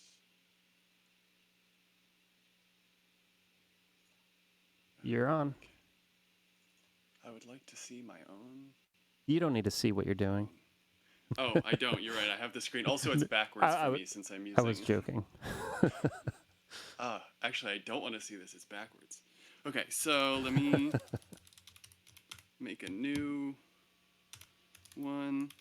So something that's been really useful for me, and I discovered this with MIDI instruments, but it works with any instrument, is being able to, I do a lot of acid, and I like randomizing my acid patterns. I like keeping them short, but then I like adding little bits of random so that they change as they repeat. And something that I really wanted was, I wanted conditional melodies, but I wanted them in like little blocks. So I didn't want, because typically, like if you have, let me just make a little squelchy instrument.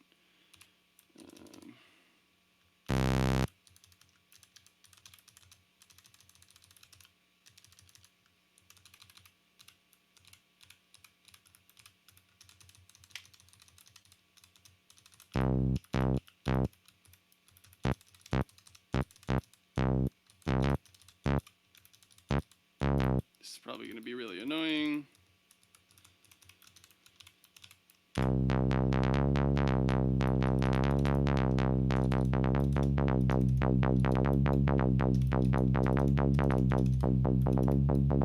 So if I had that and I wanted, let's say, these three notes. I'm so sorry to jump right in the middle. Were you screen sharing? I don't see anything on my on Discord. I'm sorry. I see it here.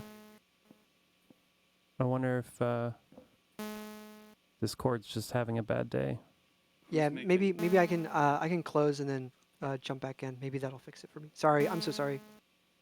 She's using webcam. If that.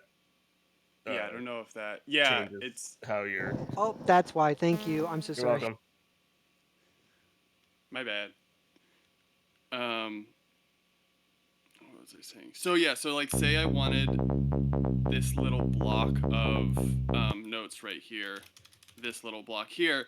I wanted it to be conditional so that if the first one plays, the other three will play, and you do that with chance commands, but there's no way for chance commands to communicate, I guess you could say. There's no way to know, like, if chance command above fired, then, like, for sure do these later notes. So my solution to that was to use tables. So I take this note and I go to a table command, and this is empty. On this value, if you hold select and then press B, there is no B. I have to put money in the swear jar. BA, come on. It goes to the first available table. So you don't have to remember which table. First available table above instrument tables, I should clarify. So 80 is the lowest. So I go in here, and then we had this essentially. So I would copy this, which is no transposition, and then up a semitone.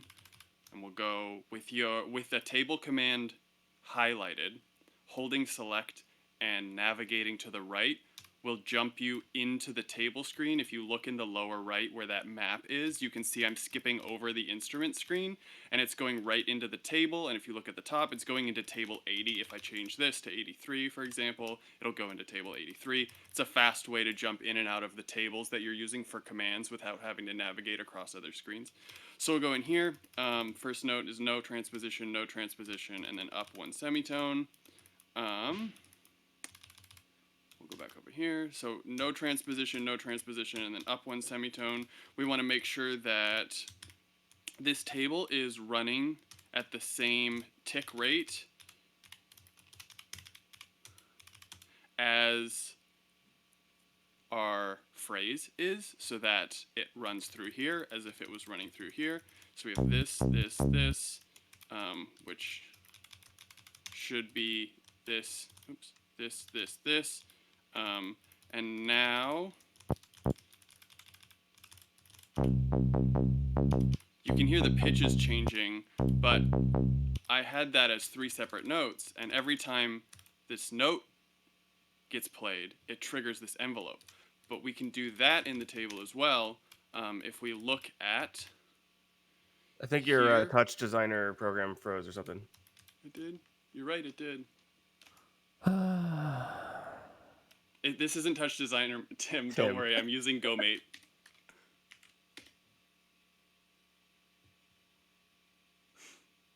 Okay, it's not my fault. That one's not your fault. This is my computer not being able to handle touch designer and Discord at the same time. Can anybody tell me when it froze? What the last thing it showed was? I see an amp command. With Okay, well, I'll just go back a little bit. that might be where you are right now. So every time the note is played, like when I had it as this,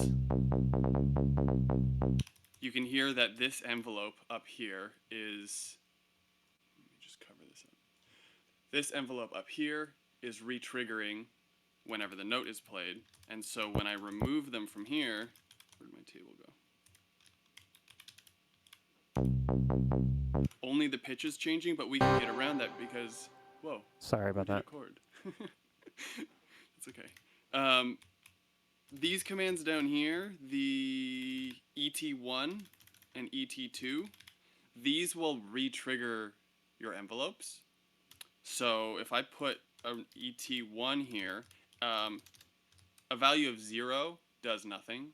A value of 1 or greater is a re-trigger of the envelope. So now I'm just going to put a hop here. Really? Sorry, my thing crashed again.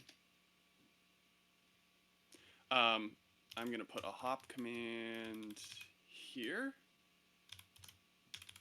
so that this does not just loop endlessly.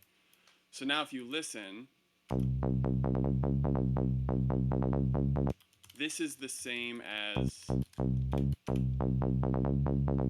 this, except what's nice about having it in a table means that I can put a chance command here now, and it'll only do it some of the time.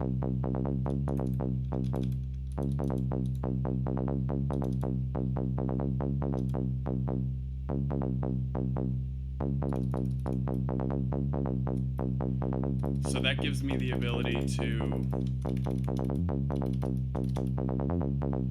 do fancy things.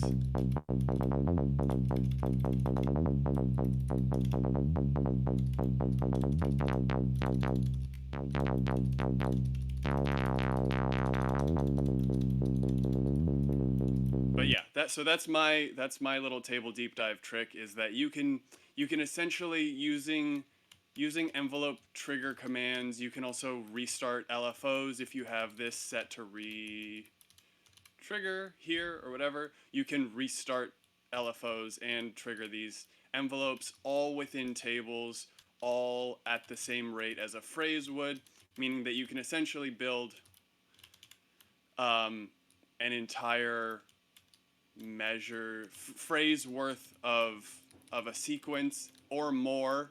Obviously, if you double this, then this is 2 phrases, and if you keep going up, it's more than 2 phrases.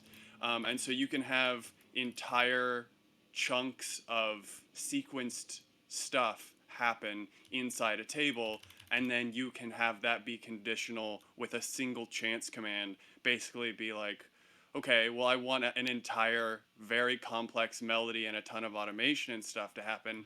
And keep in mind what Mikey and Tim were saying earlier is you can put table commands in tables, and you can put chance commands on those table commands.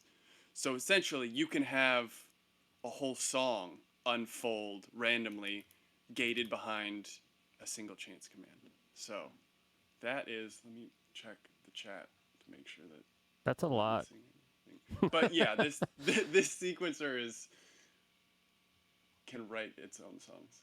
Yeah, that's super cool. I didn't think about using the chance command with the table command for having sequences of notes. Yeah, it's super great triggered. for MIDI because all you have to do is put a velocity value in here, and it sends a new note message, even if there's no change in note or anything. So you have the MIDI equivalent using the velocity table of these envelope trigger commands as well. So you can do the same thing there too, along with chord commands, and we haven't gotten into MIDI instruments yet, but you basically have everything that you can do in a phrase, you can do in a table, and then you can, yeah, that's my spiel. Does anybody have any questions before I get off my soapbox? Show that bass patch, please. Okay. There it is.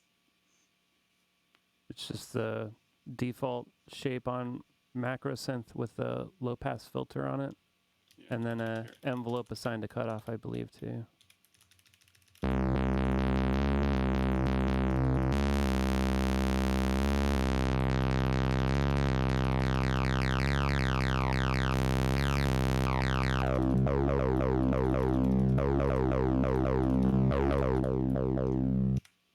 Here you go. A little more flavor.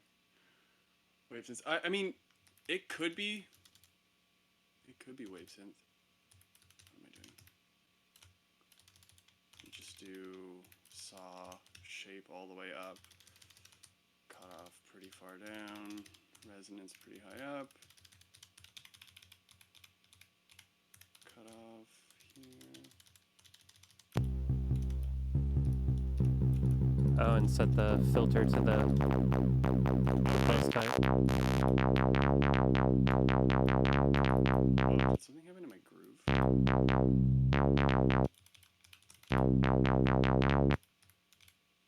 Maybe the table ticks or something. Like, what is happening?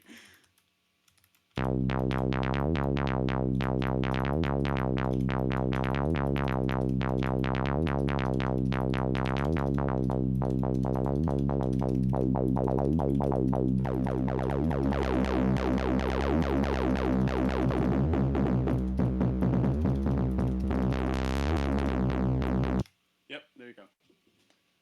Does chance only operate as... So chance works differently in tables versus phrase. So in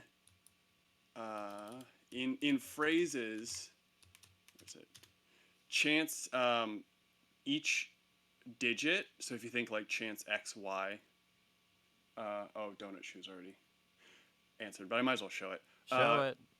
Yeah. So chance X Y. X is the probability of everything to the left happening, including the note in the note column and everything. And chance, it doesn't say it in the help text, but 0 is never, almost never, I don't know which, and F is always or almost always. And then the second digit is everything to the right, and that's just for phrases.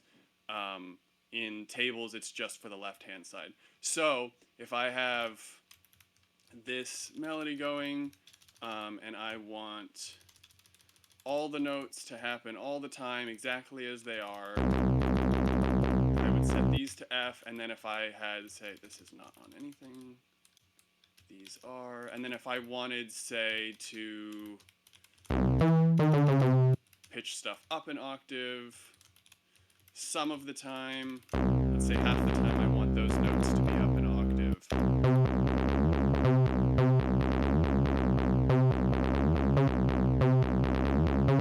So you can see that, and if I take these down, then it will be separately calculated,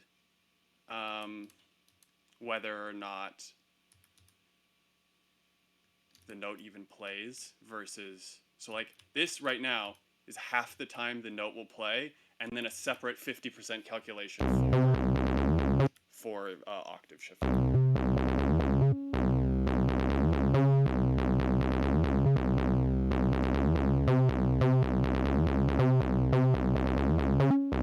But you can hear that even sometimes when this note here is not playing, this pitch command is still being executed, which means that if this has been pitched up by this an octave, this is pitching it up a second octave, and this ends up being 2 octaves.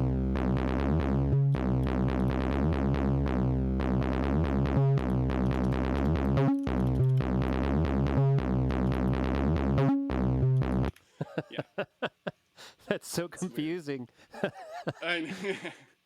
it's a little basically, disorienting. everything to the left side of the chance command is on the first digit, and the second digit is everything to the right side of the chance command.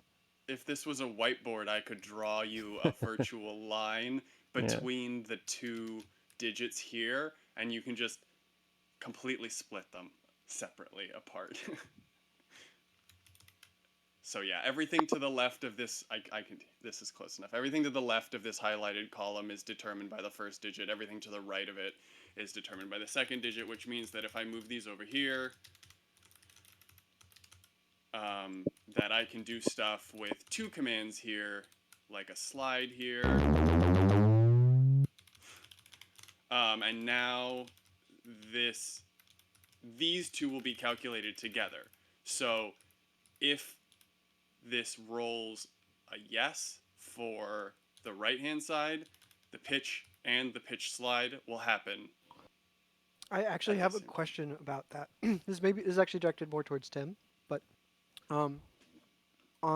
so in the way that she has it set up now, with the pitch slide and the pitch command both being on the right side, is it that each the pitch slide and the pitch command have a 50% chance each of being triggered, or Total. if one of them, or is it just a guaranteed trigger for both of them? Both. They work together. Okay. Yeah. Okay. I just want to make sure. Thank you.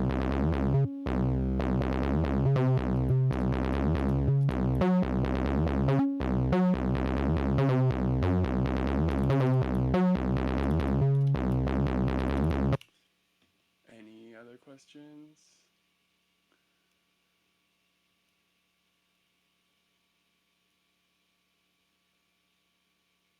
Yeah, nothing on Twitch. Okay. I wish there was an easy way for me to, maybe, give me a sec, I'm gonna try something. Since I have it up here, I might as well.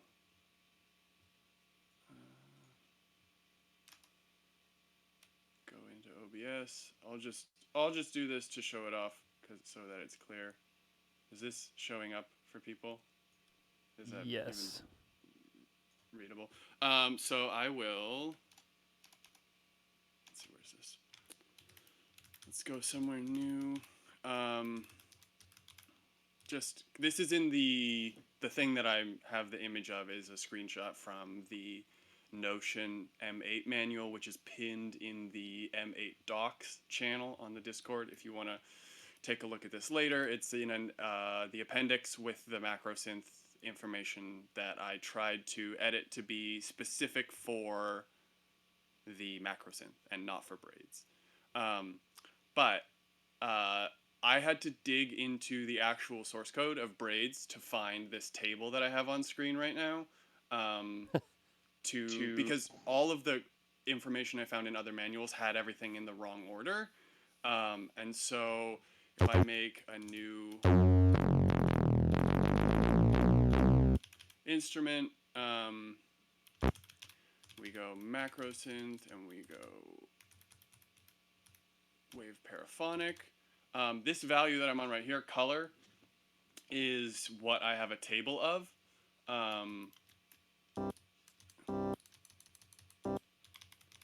So if I go to 0, you can see that 2, 4, and 6, I think that's in cents, so it's in 1/100ths of a semitone. There are 4 oscillators, and they're playing, one is playing exactly the pitch, exactly, crashing my thing, is playing exactly C4. Another one is playing 2 cents above it, another one is playing 4 cents above it, and another one playing 6 cents above it. So you can hear the slow beating of the oscillators against each other. If I go up 16 values, you can hear slightly more detune. But basically, I made this table so that you can pick out chords. Like if you wanted some common ones, what is it? Like a minor triad is 40. Major triad is B0.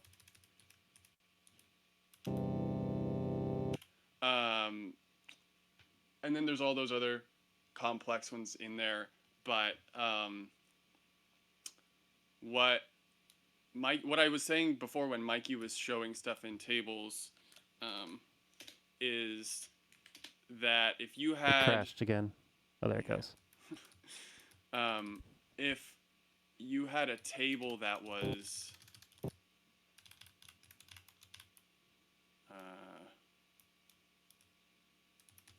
And that edit thing you have on the screen of the different chords, that's specifically just for the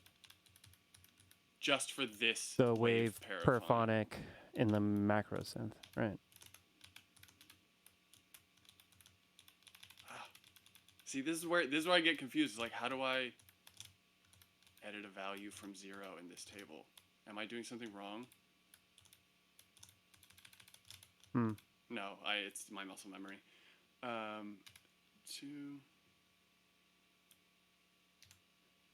that right? 1, 2, 4, 5, 6, 7, 10, 11. Is this correct? C, D, E, F, G, A, B, C? Yeah. Yeah. So if we were to, let's see, so this is relative, so it should be at 80. So if we were to do like, oh, I want accurate chords per note that I'm playing, feel free to stop me if I'm just getting way too out into the weeds. But this would be a major chord. So we would want B0, which because commands are relative, from this is 40. So we would go and put in a color command. And that would be 40. And then D is minor. So that would be C. This is going to take a while because I have to use a keyboard. E is minor, so that would be another C. F is major.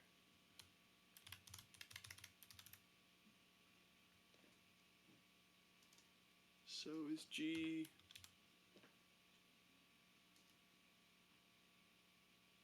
A. 1, 2, 3, 4, 5, 6, 7. A is minor. And then B is what, diminished? So it's up 3 semitones and then 6 semitones. And I don't actually think there is a diminished chord in this. unfortunately. So we're just gonna not do anything, or I guess we could just do a minor. So then we'll do table 0, and you have a, wait, is that right?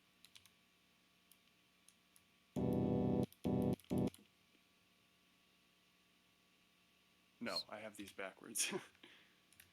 Oh no. It's okay.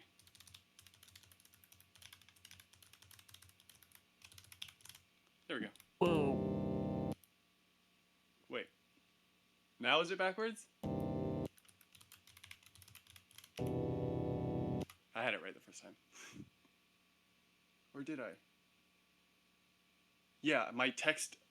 I need to edit the document. The document is wrong. Could you edit it to make it human readable? Maybe. I'd have to listen to my own notes. No, I'm kidding. I'm just reading the first line. Yeah, I know. I love that I left that in there.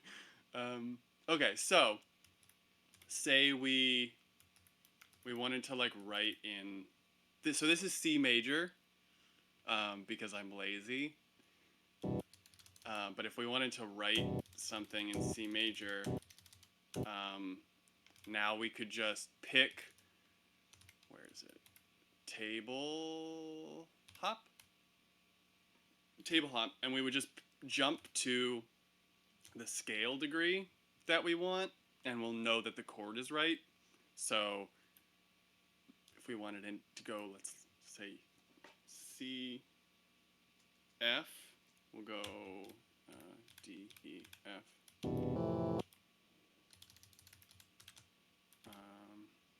All this work for not having a piano roll. This is why I bought a Korg Nano key, right, to have right next to me, because it's the smallest like physical facsimile of a of a keyboard that I'm literally staring at it and counting where the notes are right now. Well, we did say but, deep dive, so. Yeah, here we are. That's why I want to get a piano keyboard tattooed on my forearm, so I can, like, if I need to count things, like and just look at. It's a musical ruler. Exactly. Like what's his name? Adam Savage. Oh man, you could do tattoo both. is so good. Well, a keyboard that is actually like to scale. some known scale. Ouch! Permanent visual pun. I know my next tattoo. Nice. Let's get some wigglies going on here because everybody loves wigglies. Drunk. And some. This is unnecessary. I'm just beautifying it. Sonically beautifying it.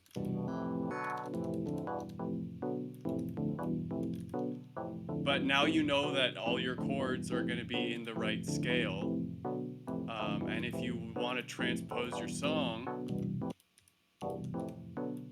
not an octave, you know you're still in. It is weird we're getting the same tattoo. You know you're in a major key. So even though I wrote a bad chord progression, at least it's in, what is this now? Whatever 6 semitones is. F sharp major, whatever. But yeah, you can apply that to any scale mode. You just have to use my non-human readable chart to figure out what the chords should be for each scale degree. For each, yeah.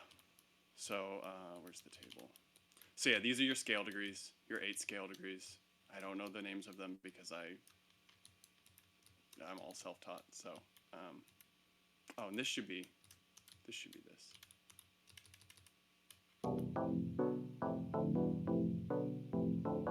And if you wanted to make your own thing up, you just change these.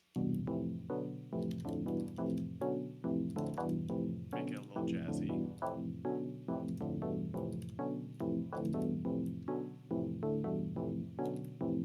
But yeah, it's a fun way to play with chords. Let's see. Are there any questions, or are we all just Talking about agreeing. tattoos. We're just agreeing that we're all gonna get that tattoo now, which is good.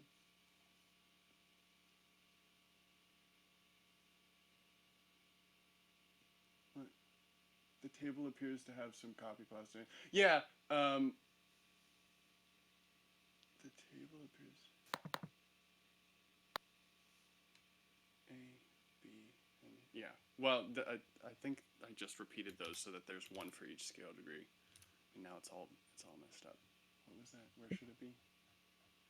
What if it's the implementation that's wrong?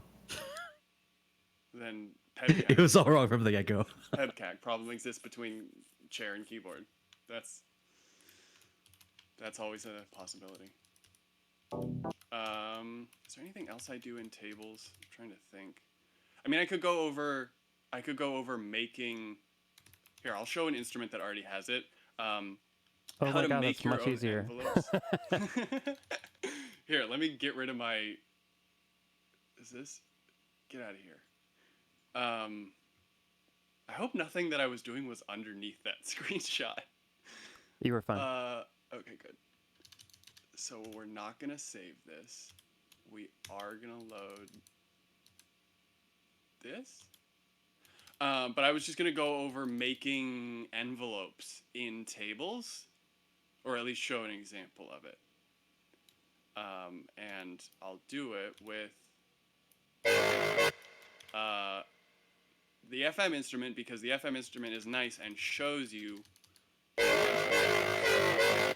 So I am using all of these as envelopes, but I wanted more modulation in addition to these envelopes.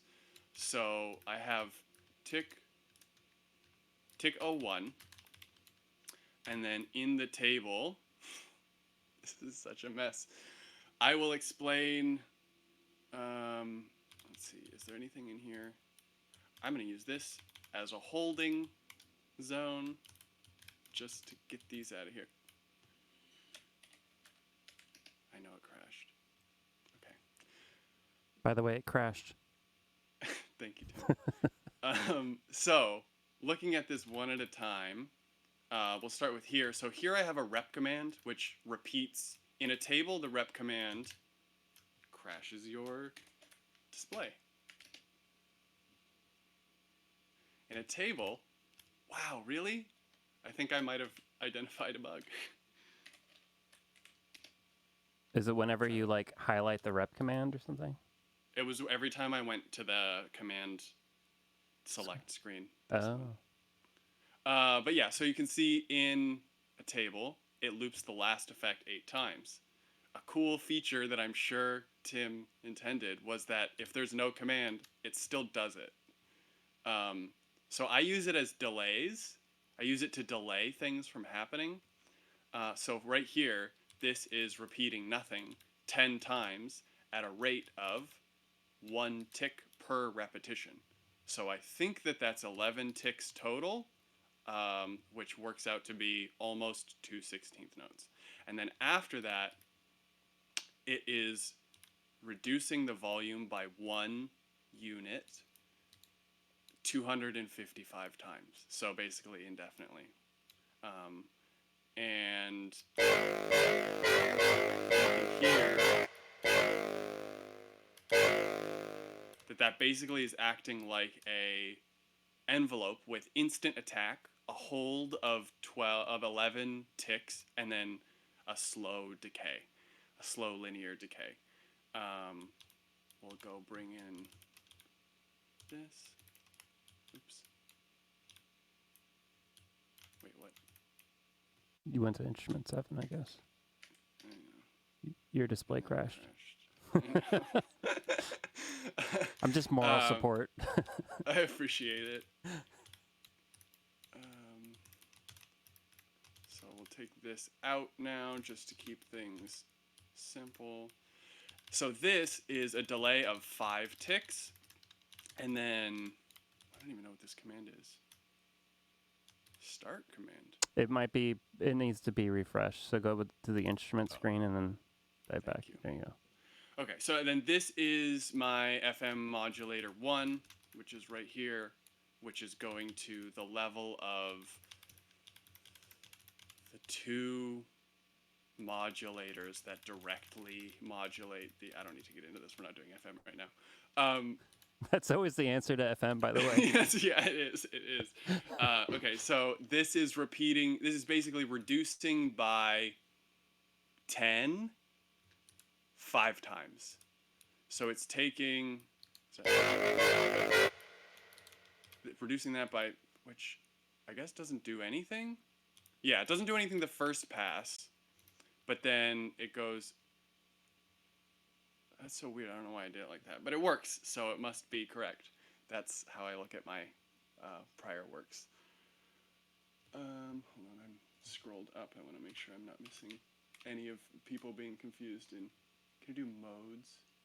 It just looks like it doesn't do anything for 4 ticks, and then Doesn't for do anything another for 4 ticks. 4 ticks it for reduces 4, it. It reduces then it pretty rapidly. Yeah. Oh, I see why I'm doing it. I see why I'm doing it now. I was not seeing. Yeah, so it reduces it by 10 or 9. It reduces it by 9, I think, and then 5 times, and then it increases it by 9 5 times, and then it hops back up and does the same thing. So if you look, I basically have a little LFO that doesn't have. It crashes my display, but it doesn't use the LFO. So I'm using the LFO as an envelope, and then I made my own LFO here. And then this pitch slide command means that it slides to every single note, always. And then this is just a delay, because repeating a pitch slide command doesn't do anything if there's not a new note being played.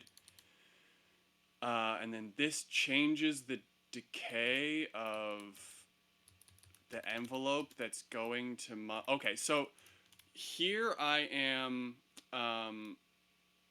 Here I'm actually changing the shape of this envelope. So if you see partway through the note getting played, that little dot down there appears, indicating that that some command somewhere is changing the value of the decay. And what I'm doing in this case is I have a short decay time on the envelope so that it quickly drops down to the value that I want, and then I'm using this envelope 1 decay length command to change that to a longer decay. So you can think about it essentially as having a breakpoint in the envelope. It very quickly drops down to a value, and then I make the decay time longer. And from that point onward, the decay time is longer. So it's like an L shape, kind of, a weird L shape. So yeah, it basically lets you custom shape commands. If you did the other way, so this is more of like an exponential envelope, even more of one than already is the case for these envelopes. But if you were to do it the opposite, like start long and then use a command or some commands in series to make the decay value shorter over time, you would approach a linear shape probably at some point, and then if you kept exaggerating that effect, you would get a logarithmic envelope shape. Again, I wish I had a whiteboard so that I could draw what I'm describing. And then I have, what is this doing? Nothing. I have FM not doing anything. It's there for placement in case you want to do something. Oh yeah, it probably was doing something at some point, and then I just left it there. And then I have, what is this? Oh, okay. So these two, this part down here actually works in conjunction with this part. So as we saw before, this is doing that little wiggle LFO down there, but then combined with this is actually a slow sweep up. So if I go down here, I I'm still convinced that I might, what was it? I might finish this song someday, so I don't want to ruin it. So if I make this longer, you can see by that automation dot that this line 5 and 6 of FX column 3 combined with lines 2 through 6 of FX column 2 create both an envelope, a slowly ramping up envelope with an LFO superimposed on top of it, and then we'll bring the third column back in for the very anticlimactic grand finale of it getting quiet.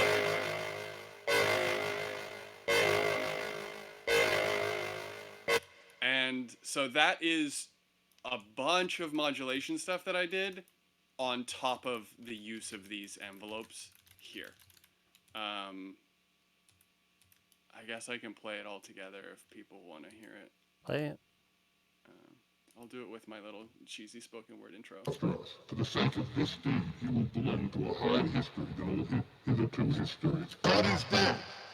God remains dead, and I have killed him.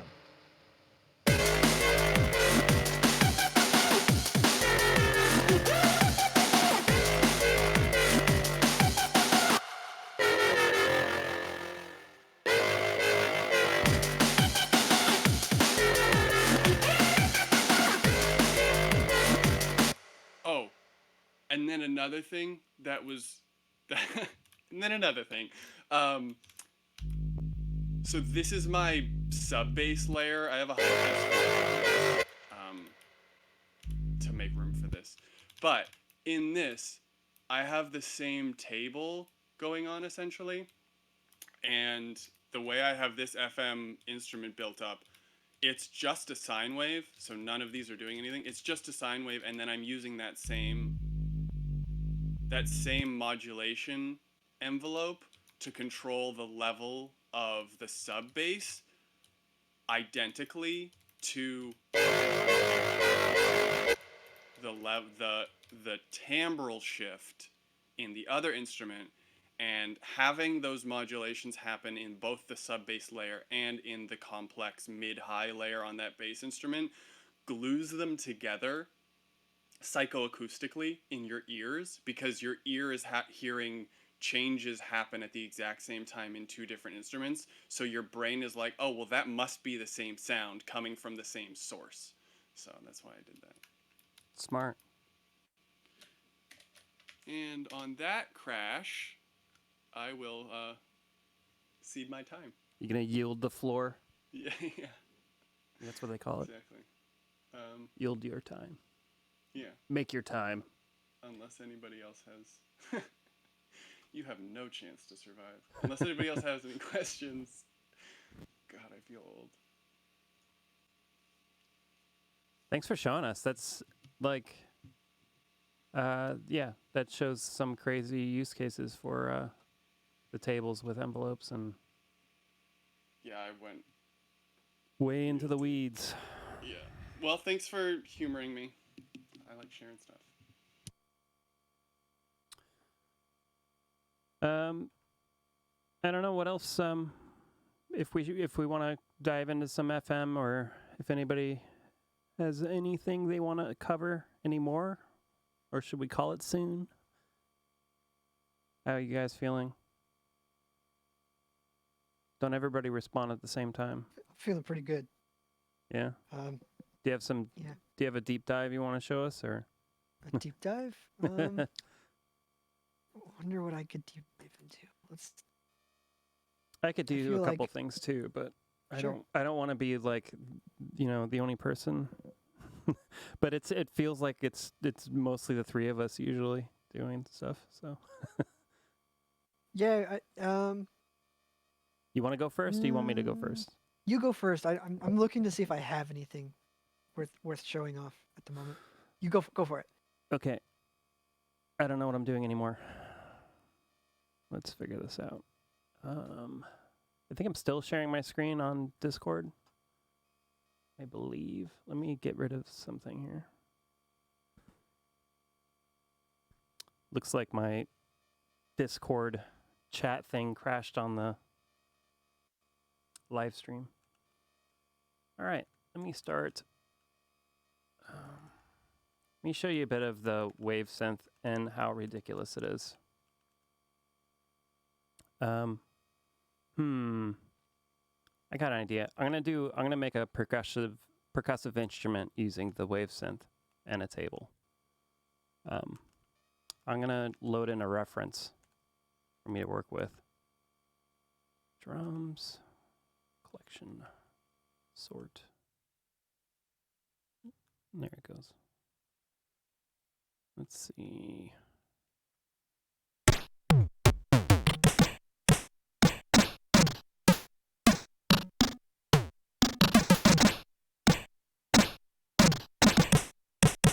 About that one. Yeah. So I'm gonna basically mimic this C64 snare drum. And if we look at the sample here, you can tell it starts with noise, and then it goes into a triangle wave, then it goes into a square wave, then it goes into noise. So that should be pretty easy to duplicate using a table and the Wavsynth. So I'm going to go to my Wavsynth here, and I believe it's started with, let's just start with triangle. So the other one's the sample. I have my reference.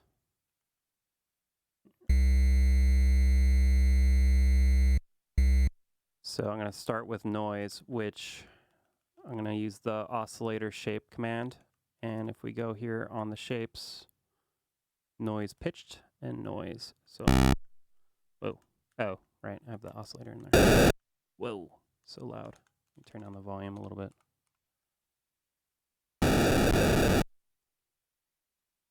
So I'm going to put in an oscillator command of 8. So that will enforce that noise. Let's see. What do I want to do? Probably use the rep command as a hold. And I'm going to do an oscillator of the triangle, which is 5. And a rep command. And then an oscillator of the square. What square? Pulsed 50%. 2. Was it 2? Yeah. And then we go to noise, back to noise with a rep and a hop.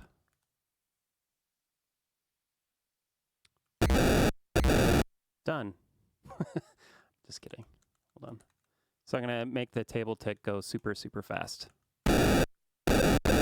And now I'm going to use the rep command to basically hold at each of these oscillator changes. So let's not do a hold there. Let's set these two. Let me get rid of this guy, the reference for now, just so I don't get confused when I hear a snare. So the noise is obviously too low in pitch, so I'm going to pitch that way up. Let's do it down here. And I'm going to make an envelope assigned to volume.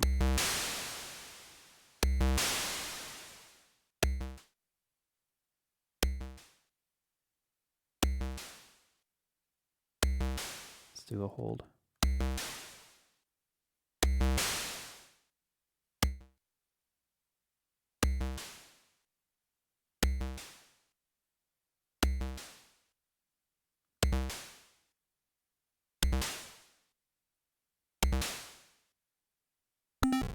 Whoa.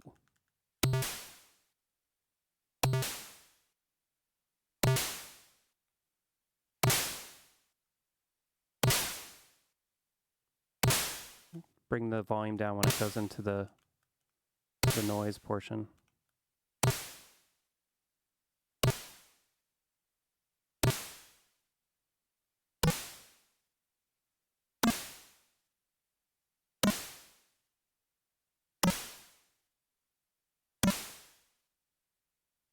pretty close.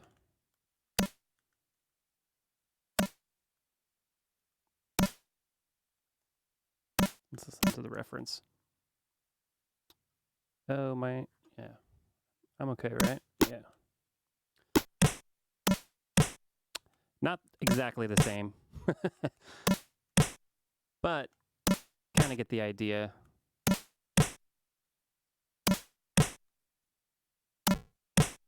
Can't go that high.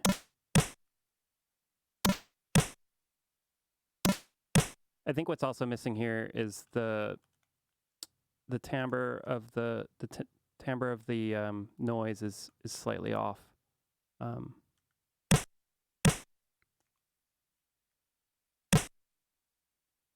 See if I could figure out a filter that kind of has the right tone to it.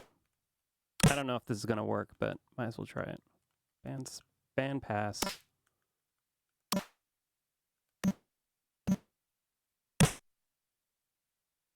kind of got resonance to it.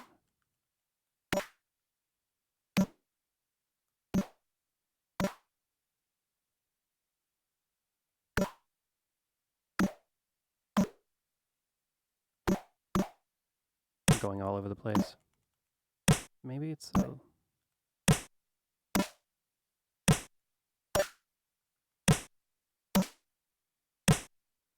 so let's just say I have the filter perfect. I'm going to turn it off. And then in the table here, I'm going to add another. I'm going to use another whole row, but I have to repeat these. Well, rep 0 does nothing, but it's there as a placeholder. I have to kind of clone these so that way these two columns are linked together in terms of time. And then down here, I could put the filter command to enable the filter. It selects, so the number here selects which filter type. So let's say I want to use high pass. I would set that to 2.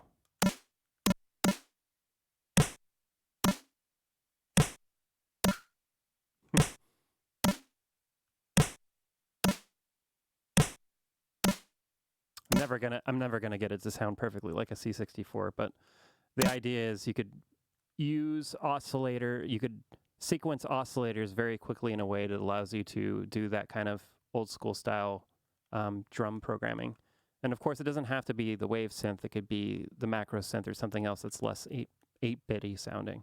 And if you think about it, really, if you're using like the Macrosynth, which has a million different, and it has 42 or something different engines in it, you could sequence the switching of those engines precisely.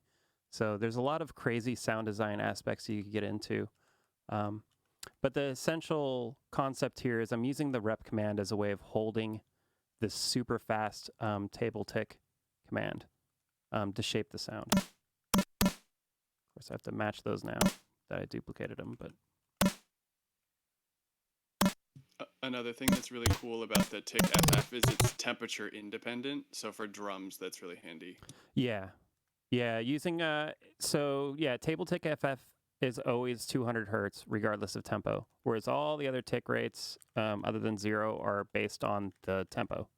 So for drums, generally, it's a lot better to use something that you don't want to change when the tempo changes, using that version of it.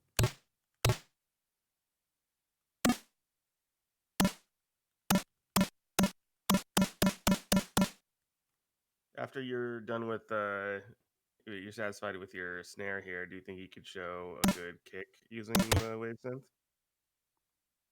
Sure. I mean, I could do that now. That would be obviously some kind of sine wave, I assume.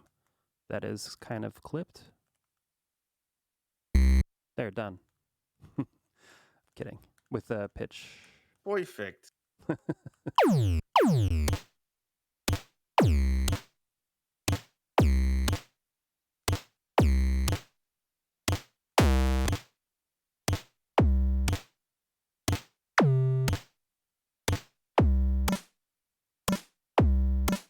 Let's change these a little bit. Oh. want to change the...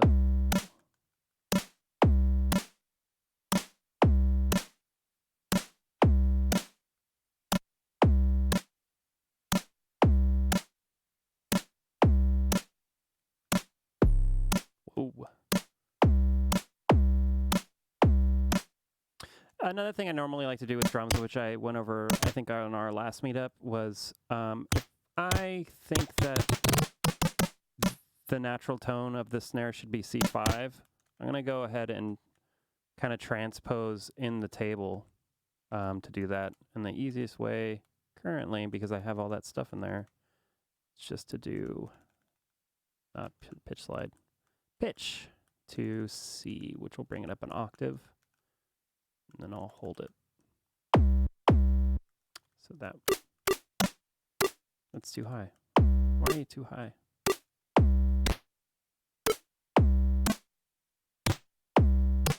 So, yeah, around here.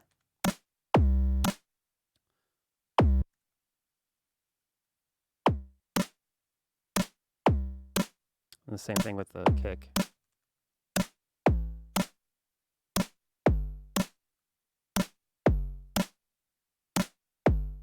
And I guess for a kick, if you wanted an initial transient, you could try to switch to the noise, like have it first start with a noise to get that initial click sound. I actually haven't tried that before, but maybe let's do that now. So that'd be oscillator, what's the oscillator? 8. Oscillator 8, and then immediately go to 6. And hold.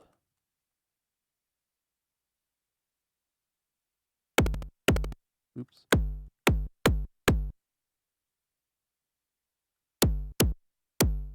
Crunchy.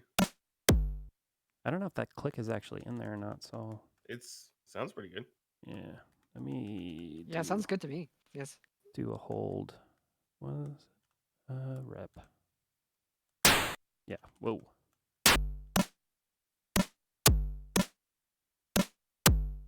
Yeah, maybe... Yeah, it's there. We'll just call that good. And then I could have that initial click be lower in volume slightly. Get rid of that. Move that up. Do a little cleanup.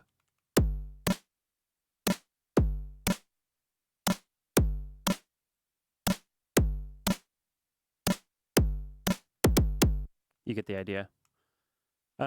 But yeah, that whole kind of process can be done, you know, with any of the synthesis engines that have different shapes. So I guess that would just be the two, the Wavsynth or the Macro.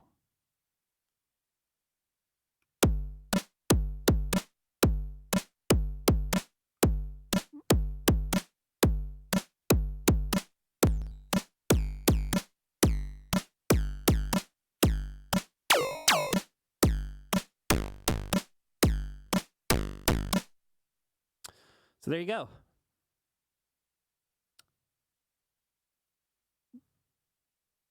Does anybody have any questions, or do you want to go, Mikey? You know, I was so enthralled with your deep dive that I totally forgot about going over anything. I'm not even joking. I don't know if I have anything off the top of my head, unless there were like any particular questions or something that we didn't cover that somebody really badly wanted us to go over. Someone did ask me in private and I answered them, but I might as well have you answer it here. What is the primary difference between in the table a hop command and a repeat command? Because they at face value look like they do similar things, right? But that would be something that I think right, because you could use hop in table, and we haven't been because in table, or actually in phrase 2, the first digit in hop, like this is 0, 7, so the first digit 0 is the number of times to use that hop. So it'll keep triggering, it'll keep hopping wherever it's specified for a number of times. It's basically a counter. So it'll count down, you know. If you have hop 2, 7, that means once this hits, it'll only hop twice and then it'll keep going. Rep is just straight keep holding the last command and keep applying the last command for, 0 to 255 ticks or 255 counts. It's just a bit simpler, I think, than hop, and it's a larger range, obviously, right? Yeah, that's the big difference, is that hop has a hard limit of 16 passes, right, before it'll let you, or Right. 16 instances before it passes. But they could both basically kind of act as gates if you want them to act that way, just in different ways. Yeah. So I guess I should show this too. Rep in a phrase is different than rep in a table, where instead of, it's not going to repeat this row over and over again for a number of ticks. What it's going to do is it's going to keep applying the last effect value over and over again. And so if I have, let me start anew. Let me start anew. Go away. I'm gonna do a low pass filter on this, so it's like nothing here. Oh, maybe I'll apply an envelope to that cutoff. Do the good old saw with the envelope. Keep that low a little bit. Yeah, that's good. So if I have, whoa. You did the same thing I did. Sorry. Yeah.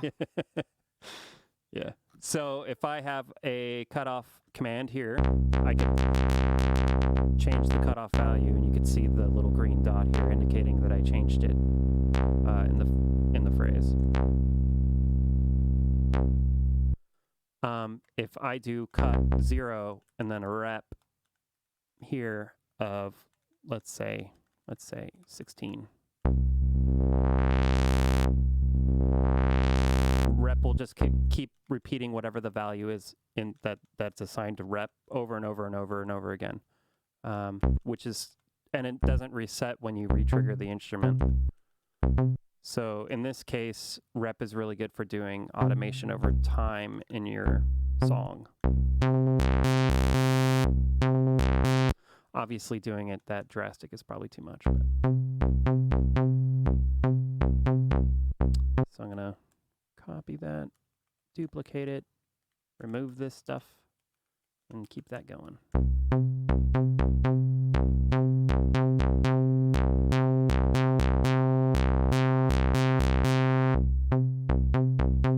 So that was the original purpose of rep when I initially made the command, was to do this kind of stuff, because it's very tedious otherwise to do long animations, like automations like that over time in these types of trackers. But with this rep command, it makes it really, really easy. But then for table, it made absolutely no sense to do it that way in table. So instead, it just holds the last command for so many steps. But it turned out to be super useful in there too, just for an entirely different reason. Does anybody have any questions? Or if the note doesn't reset the cutoff, what does? Just a repeat of the chain? I think just putting in a new so rep will just keep going until another command hits. So I think if, let's say in this guy here, I put a cutoff here, I think this one will reset it back to 0, or back to where the instrument was set to. Oh, I need to do it from here. Yeah. So it'll just keep going as long as that column is clear throughout all the phrases.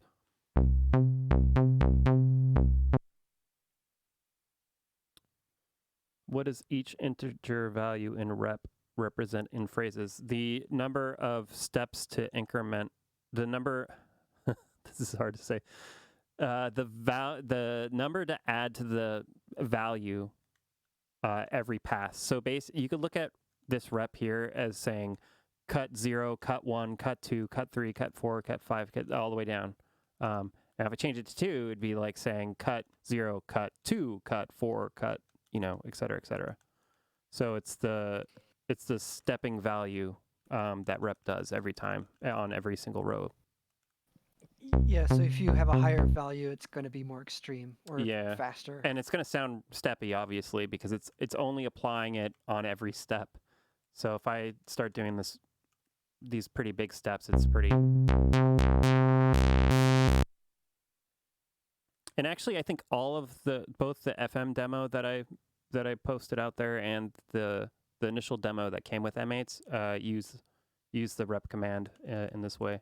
Because I could also do, I could also say over here, rep FF will subtract a step.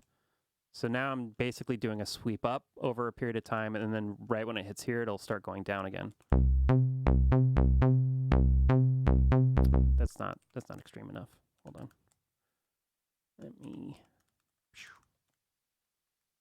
Let me add sound effects. I'm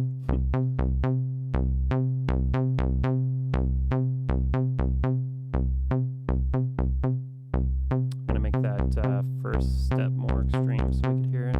But you actually see it here too. The little green dots now going backwards.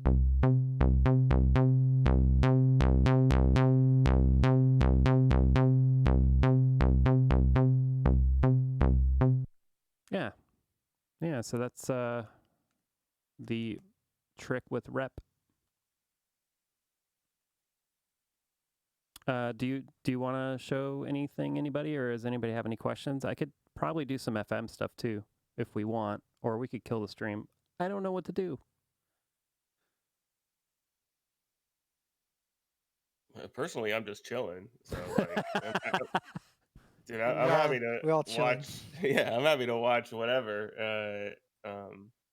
But also, if I had suggested, I think last week, it'd be cool if, like, by the end of these streams, if anybody, like, literally, like, anybody, like, I know there's like only a handful of us that really ever talk on these, but if anybody had anything that they wanted to, any songs that they were working on, or Yeah, totally. or music that they just wanted to share that they're working on the Mate, Yeah, totally. 100%. that, you know, to have like a little jam, we could just listen to each other's music and just like go nuts in the chat and stuff. Yeah.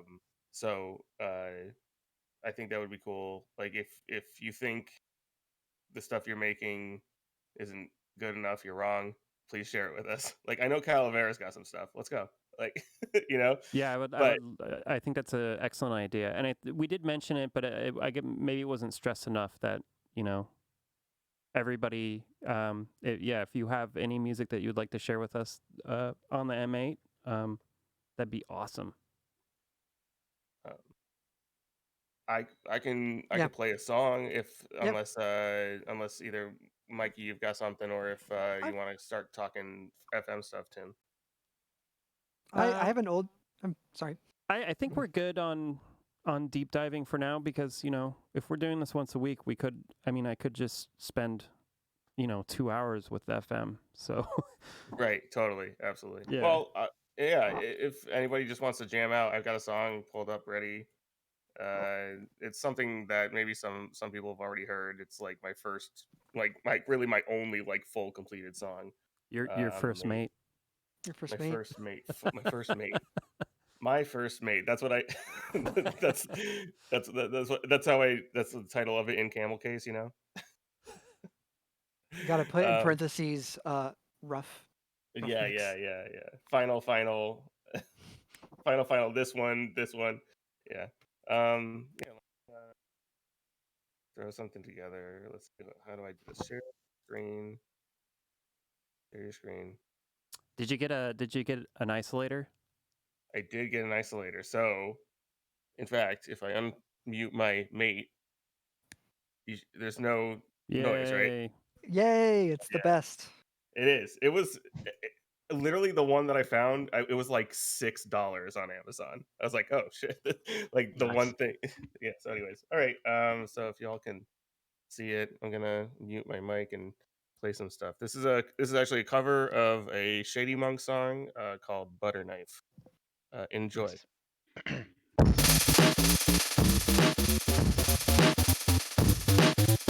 can hear it, right?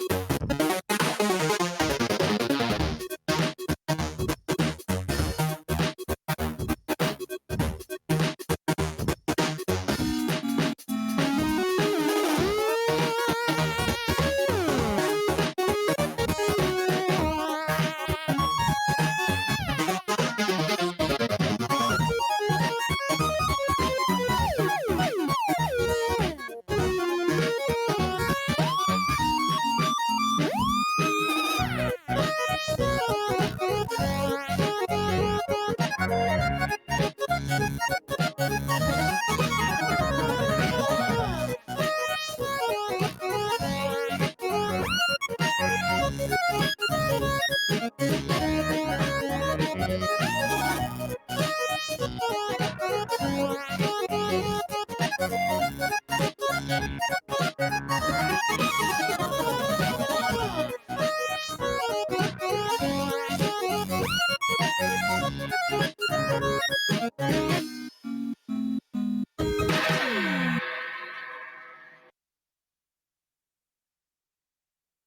yeah, That was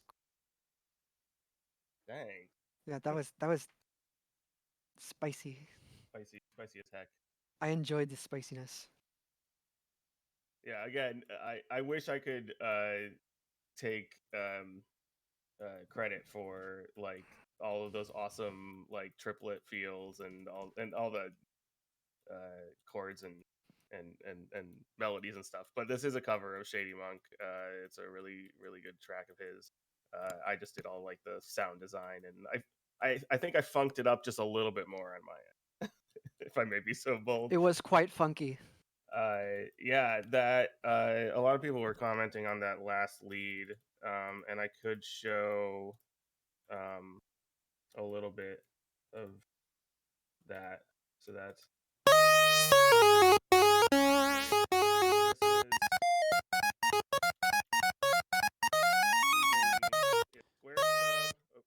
Just to let you know, your voice is much quieter than your mate. So when it's playing, we can't hear you. Oh, got you. I can turn down my mate a little bit. So yeah, square sub, and I believe I am. Does it show? How am I doing this?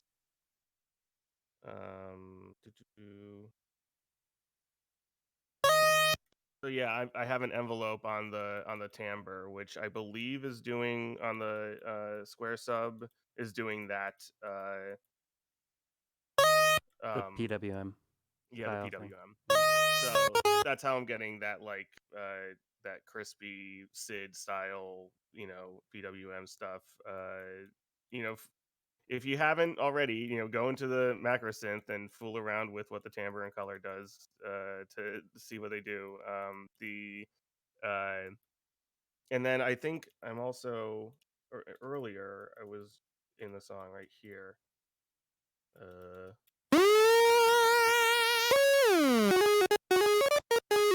The solo part.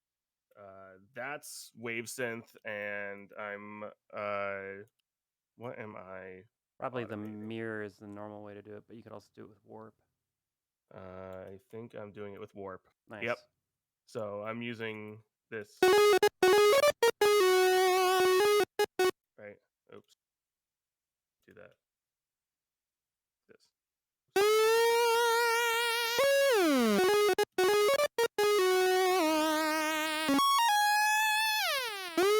So yeah, that's how I'm getting all that good PWM stuff. Yeah. Thanks for listening. If you got any more questions about it, I'll be happy to answer it, and you can bother me about it later. Or if you want to listen to this again in your own time, I did upload it to YouTube. Just search DonutShoes on YouTube. You should come across it. Yeah, cool. Someone else show something, please. Someone. That's awesome. Share Thanks for your showing music. us. Yeah, I think a couple of people stepped up to offer if you don't have your stuff set up for streaming, if you bundle your track, you could send it to some of the volunteers and they'd be happy to stream it on the stream for you. Oh, that's a good idea to mention that for the updates for these meetups. Like, I'd be happy to transfer people's bundles onto a mate here and play it back for people. Yeah, Yeah, I that's have a a really little. good idea. Yeah, I think that would be great, and then we could have a little just end of show showcase, or at the for every week. Maybe we could set up like a little submission thing somewhere. We could figure that out later. Yeah, another thing I need to figure out is everybody else is in mono except for me because Discord, for whatever reason, only does mono. So Yeah, it's very unfortunate. yeah.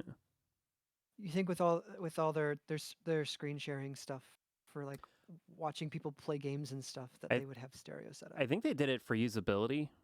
Like Makes so many sense. people, like if they're just using it for voice, like why would it be hard panned? And then they probably Yeah. get like bug ticket submissions. It's like, hey, it only works out of one channel or something. Yeah, makes sense. Well, Tim, either you can play back people's submitted bundles, or we could set up like an IceCast relay or whatever. Yeah. I'd be happy. I would be happy to play it back so that way it's in stereo and it has the screen, you know, so people can look at the synths and stuff. I don't know. Whatever everybody prefers is fine with me. I have a track. It's an old jungle. I think I showed it last stream. I don't know if I showed the full track. Well, it's not really a full track, but it's a little work in progress thing that I've been thinking about picking back up. So maybe I can just loop it and y'all can tell me whether I should finish it or not. Let me set up the share screen thing. You should finish it. Well, thank you. Yeah. Yeah. Got him. I'll just. Yeah.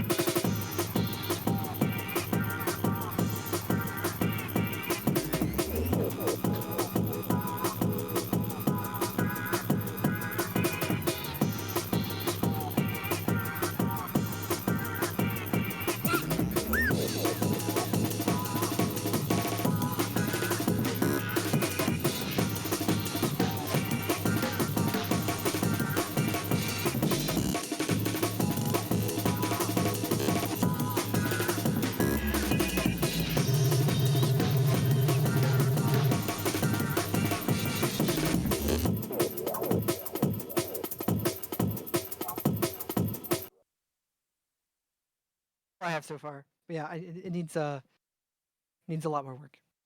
But yeah, thank you. Sounds great. Yeah, I gotta figure out what I'm doing with that track. But yeah, I like the ending. me too. I'm just kidding. I'm sorry. Yep. Yeah, it sounds great. You should finish it. Yes, I should. Thank you. How are you doing those chords? Are those samples? Chords was the paraphonic wave. Oh, see, yeah. Okay, I get it. It's That's just how you're doing it with Nice. the one trigger at a time. yeah, and then and then I have the envelope stuff that we went over today. There. Yeah. Pretty cool.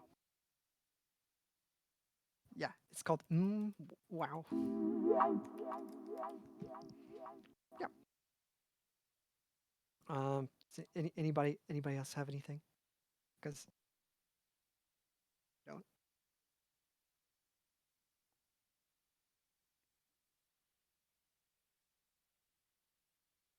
Yeah, if anybody would like to share anything, or if not, that's totally fine.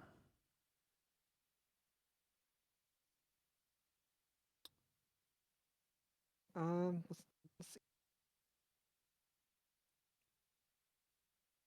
We are now 3 hours in, so I don't know if we should call it or dive into anything else, or This is Tinjaw. I got a question.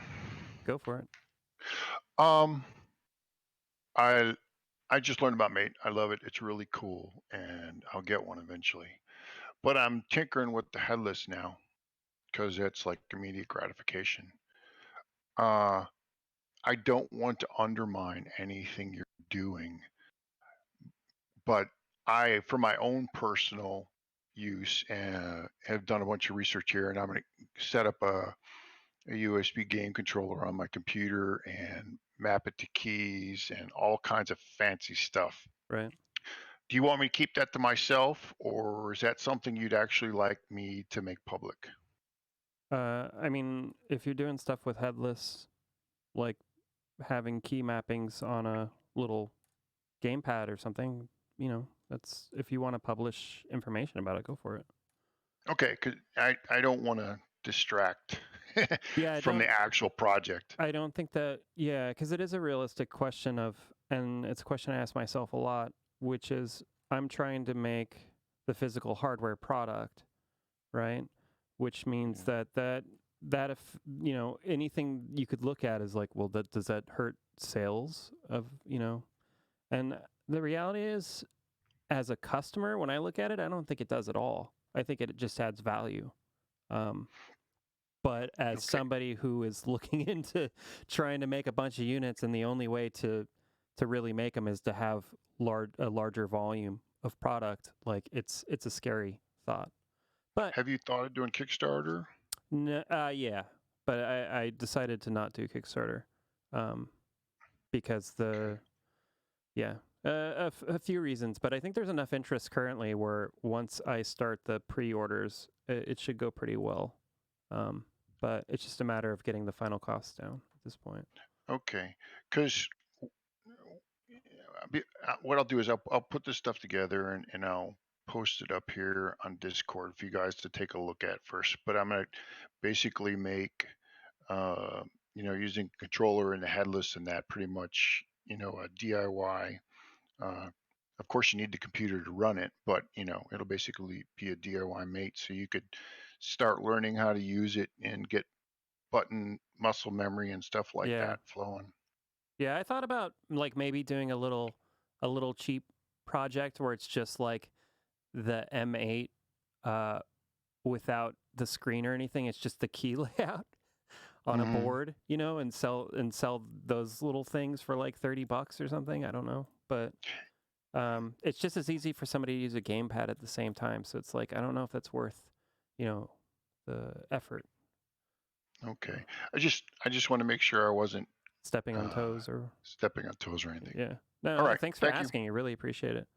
You're welcome. But yeah, the idea is like for people who will only use headless, they probably don't have, the money for, like, if the hardware is available and the hardware is like, $300 or $400 or whatever it's going to be. If they stick to the headless, it means like they probably don't have that kind of money sitting around, And in that case, I think having the headless like gives it out to more people to enjoy something, instead of it being something that only people with disposable money can have, So, yeah. Okay, cool. I'll make sure I put unofficial stamped on everything I release. What did you have in mind?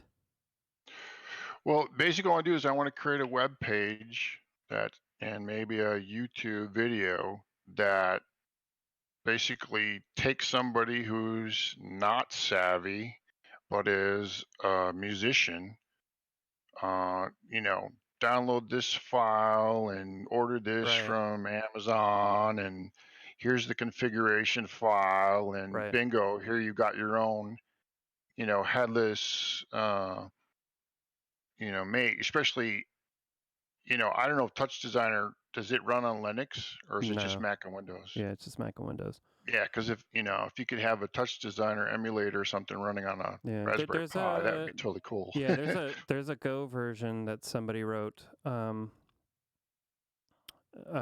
you have to kind of know Go to get that up and running. I'm and it's learning like Go. yeah. Yeah, I'm a programmer, so. Yeah, somebody can link that. I could probably link it too. Or if you search Golang in our Discord, you'll find it too. But Okay, because the only reason why it's in Touch Designer currently is that was just the fastest way for me to get from A to B when I first made it. Because I had so many other priorities at the time that it took me a day to get this whole thing working. So yeah, prototyping is not as easy as people make it out to be. Yeah, I mean, eventually I had the idea of doing it in a C framework, in which case it could be on all the operating systems, but I just haven't had the time to do that yet. All right. Besides buying one, are you taking donations or anything like that for the headless? No. No. I Well, I'm on Patreon, so. Yeah, I mean, Patreon is already generous enough. I am not asking for donations or anything of that matter, but if somebody wants to join on my Patreon to help support, that's awesome. That's as soon as I watched Ben's video, his live stream thing 3 days ago. Yeah. No, the recording of it, right. 3 days ago, and then it's like, I just was like, this is cool. This is this resonates with me. Yeah, that's awesome. Okay. All right. Thanks. Let's hog of your time. Yeah. Thank you so much for asking, though. It's really appreciated. Does anybody have any other music they want to share? Nobody's responded so far to our. Come on, we want to hear your stuff. I can do one. I'll do one. We want to hear it. Do it. Play the music. It's just a whip. It's nothing technically brilliant or anything, but all I have are works in progress. Yeah, everything. Yeah, exactly. It's just what I'm working on at the moment. Let me switch over to Mate.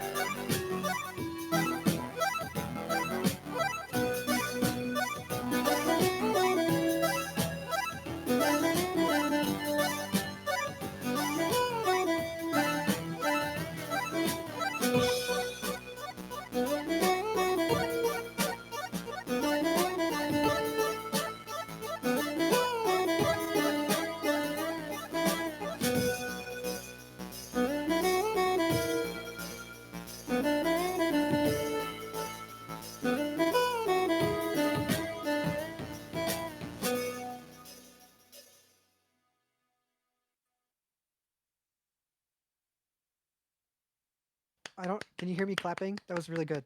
I really like that. That was great. I totally spaced out listening to it. That's what reggae is supposed to do. Cheers. Make you space out. Yeah, bit of fun.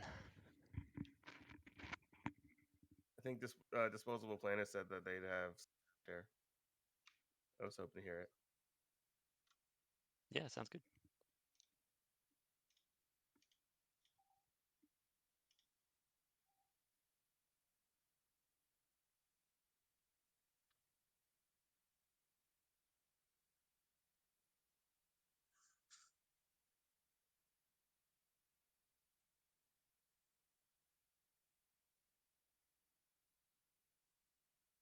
Oh, it's going to take a minute, huh? Because you have to get all that stuff set up. Oh, hey.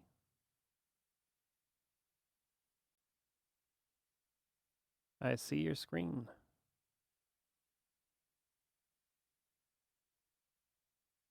Now I wonder if we could hear it.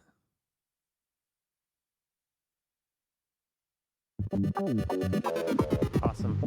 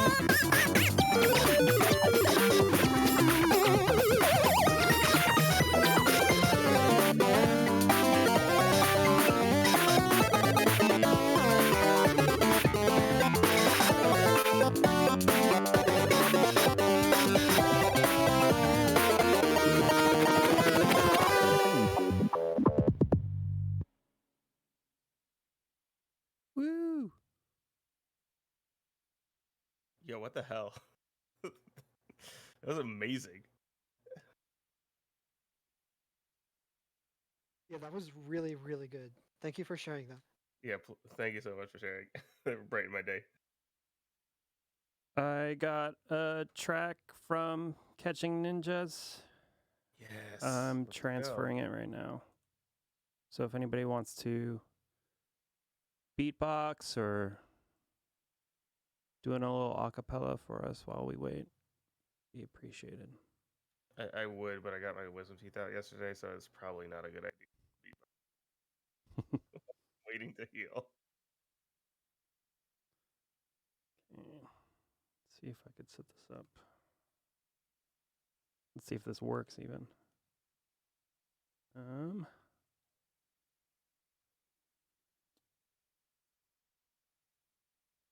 Share screen.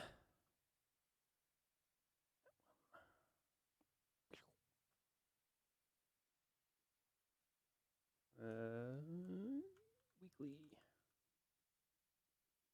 I think it worked. This is by Catchinashes. Yeah.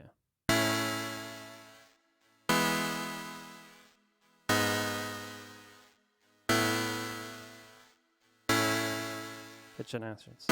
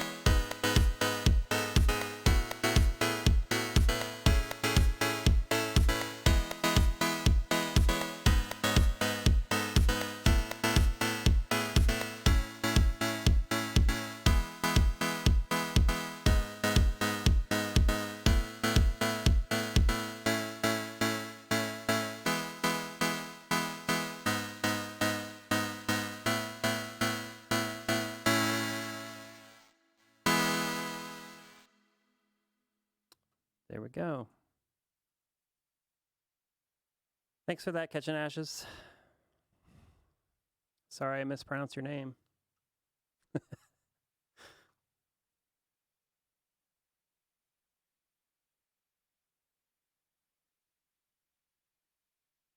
So, unless we have anything else to share, this might be it for the week.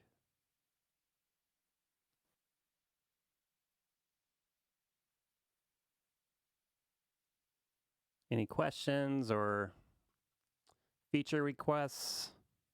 Just kidding on the feature request part. Hey Tim. Oh, never mind.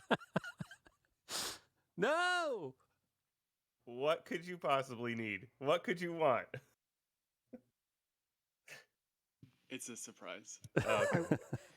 I was hoping we could get a an NES emulator so we can play video games, please. I'm working on that. While you're at it, a Game Boy one too. Yeah. Yeah, one Sega that can, Saturn. one that will take actual cartridges. Make my mate a Game Boy, please. I want to play. We just want to run LSDJ on the M8. Seriously though, I'm so tired. Can I request that you take a vacation? I know, Yeah, right? yeah, That'd be that too. great. Yeah. Wait, ticket to New Zealand, please. I did post. I Permanently? don't know if I told people on Discord, but on Patreon I posted that I'm going to be basically stepping away from my major source of income at the end of the month to try to get basically the next set of units out, because I'm bending over backwards trying to find the time to get all my client work done while developing this and helping where I can with everybody. So So the exact opposite of having a holiday then. yeah, but It's kind of like a holiday because I have 2 jobs, 2 contracting jobs on top of doing all the M8 stuff. So True. by pulling away from the major one, Mhm. I will have more time to either relax and or get the hardware done so pre-orders can start. Mm. It also puts a fire under me because I need some of that pre-order money to eat True. in a couple months Survive. if it doesn't work out. So, you know, Mm, nothing like a fire to get things going, I guess. for sure. You're an absolute legend. Mm, I don't know about that. mm. But thank you. On that note, I guess we should call it for this week, and maybe I'll do another poll to figure out what we should cover next week. But I have an idea that we should I would really like to see us dive into more instruments and less into the technical table side of stuff, and maybe more song structure-y type things, which I'm not an expert at, because I haven't really written too much on the M8 yet. But I'm sure there's plenty of you that have a lot of experience in that regard. Yeah, that should be a fun one, just to see everyone's workflows and how they visualize their song structures and that kind of stuff. That'll be a fun one. We should do that. You set up the stream. You're in charge. You get to decide what we talk about. I mean, I like the idea of me not being in charge. I'm kidding. I'm half kidding. No, but yeah, if there's, all I'm saying is if you're setting up the stream, if you have something that you strongly want to talk about, then I'm sure everybody would love to talk about it. I know I personally would love to show like how I've been transcribing FM patches into M8 because I think it does help kind of get an understanding of it a little bit more, but it doesn't really help with how to sound design with FM, which I think there are actually books written about. So I don't know how much of that we could cover, but maybe we can get. I could go over how I use Deflamask to do FM stuff, like opening up old Sega instruments and then copying them into M8. That'd be cool as well. Hmm. Yeah. So I mean, yeah. I think as well. I think that I'll definitely make note of next time there's announcements to mention if anybody has a song that they want to share and they want it in stereo, then they could send it a bundle to me and I could play it from my M8 since currently streaming through Discord is mono. So, but that might be worthwhile for me to set up a website where people can upload stuff, but you always got to worry about what people are going to put up there. Yeah, I run a couple websites where people do that. It normally works out because the audience is pretty small. But yeah. Yeah, I also run the Weekly Beats website, if you ever heard of that one, which is make a song once a week for the entire year, which just ended last, December. But yeah, there's so much missing in terms of web stuff for M8. Like it'd be great to have a patch, storage / browser thing, I was surprised there isn't one already. I can't make any promises, but that's right up my alley. I'm a DevOps engineer. Awesome. So I could probably set up something stopgap and work on something a little nicer where people can upload stuff.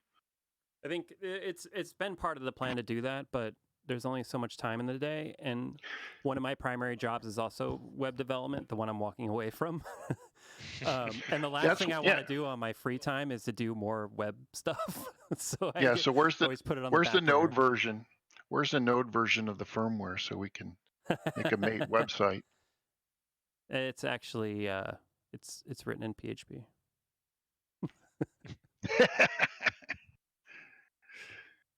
Okay, well, I'll post everything up here and no promises because I do have a day job too. But that's some of the stuff I could easily put together. Yeah, awesome. All right, everybody. Well, I think that covers it for this week. I want to thank everybody for participating and being here and checking everything out. So I'm looking forward to us doing it next week with maybe some more tracks, hopefully, because I think that's super neat. Yeah, I'd really love Make to some hear what tracks. everyone's doing. Yeah. Do some homework. Come back. Show us what you did. Awesome. Thanks, guys. Awesome. Thank you. Great Thanks, stuff, y'all. everyone. Have a Thanks, good night. everybody. Bye. Bye. Take care. Maybe. Bye.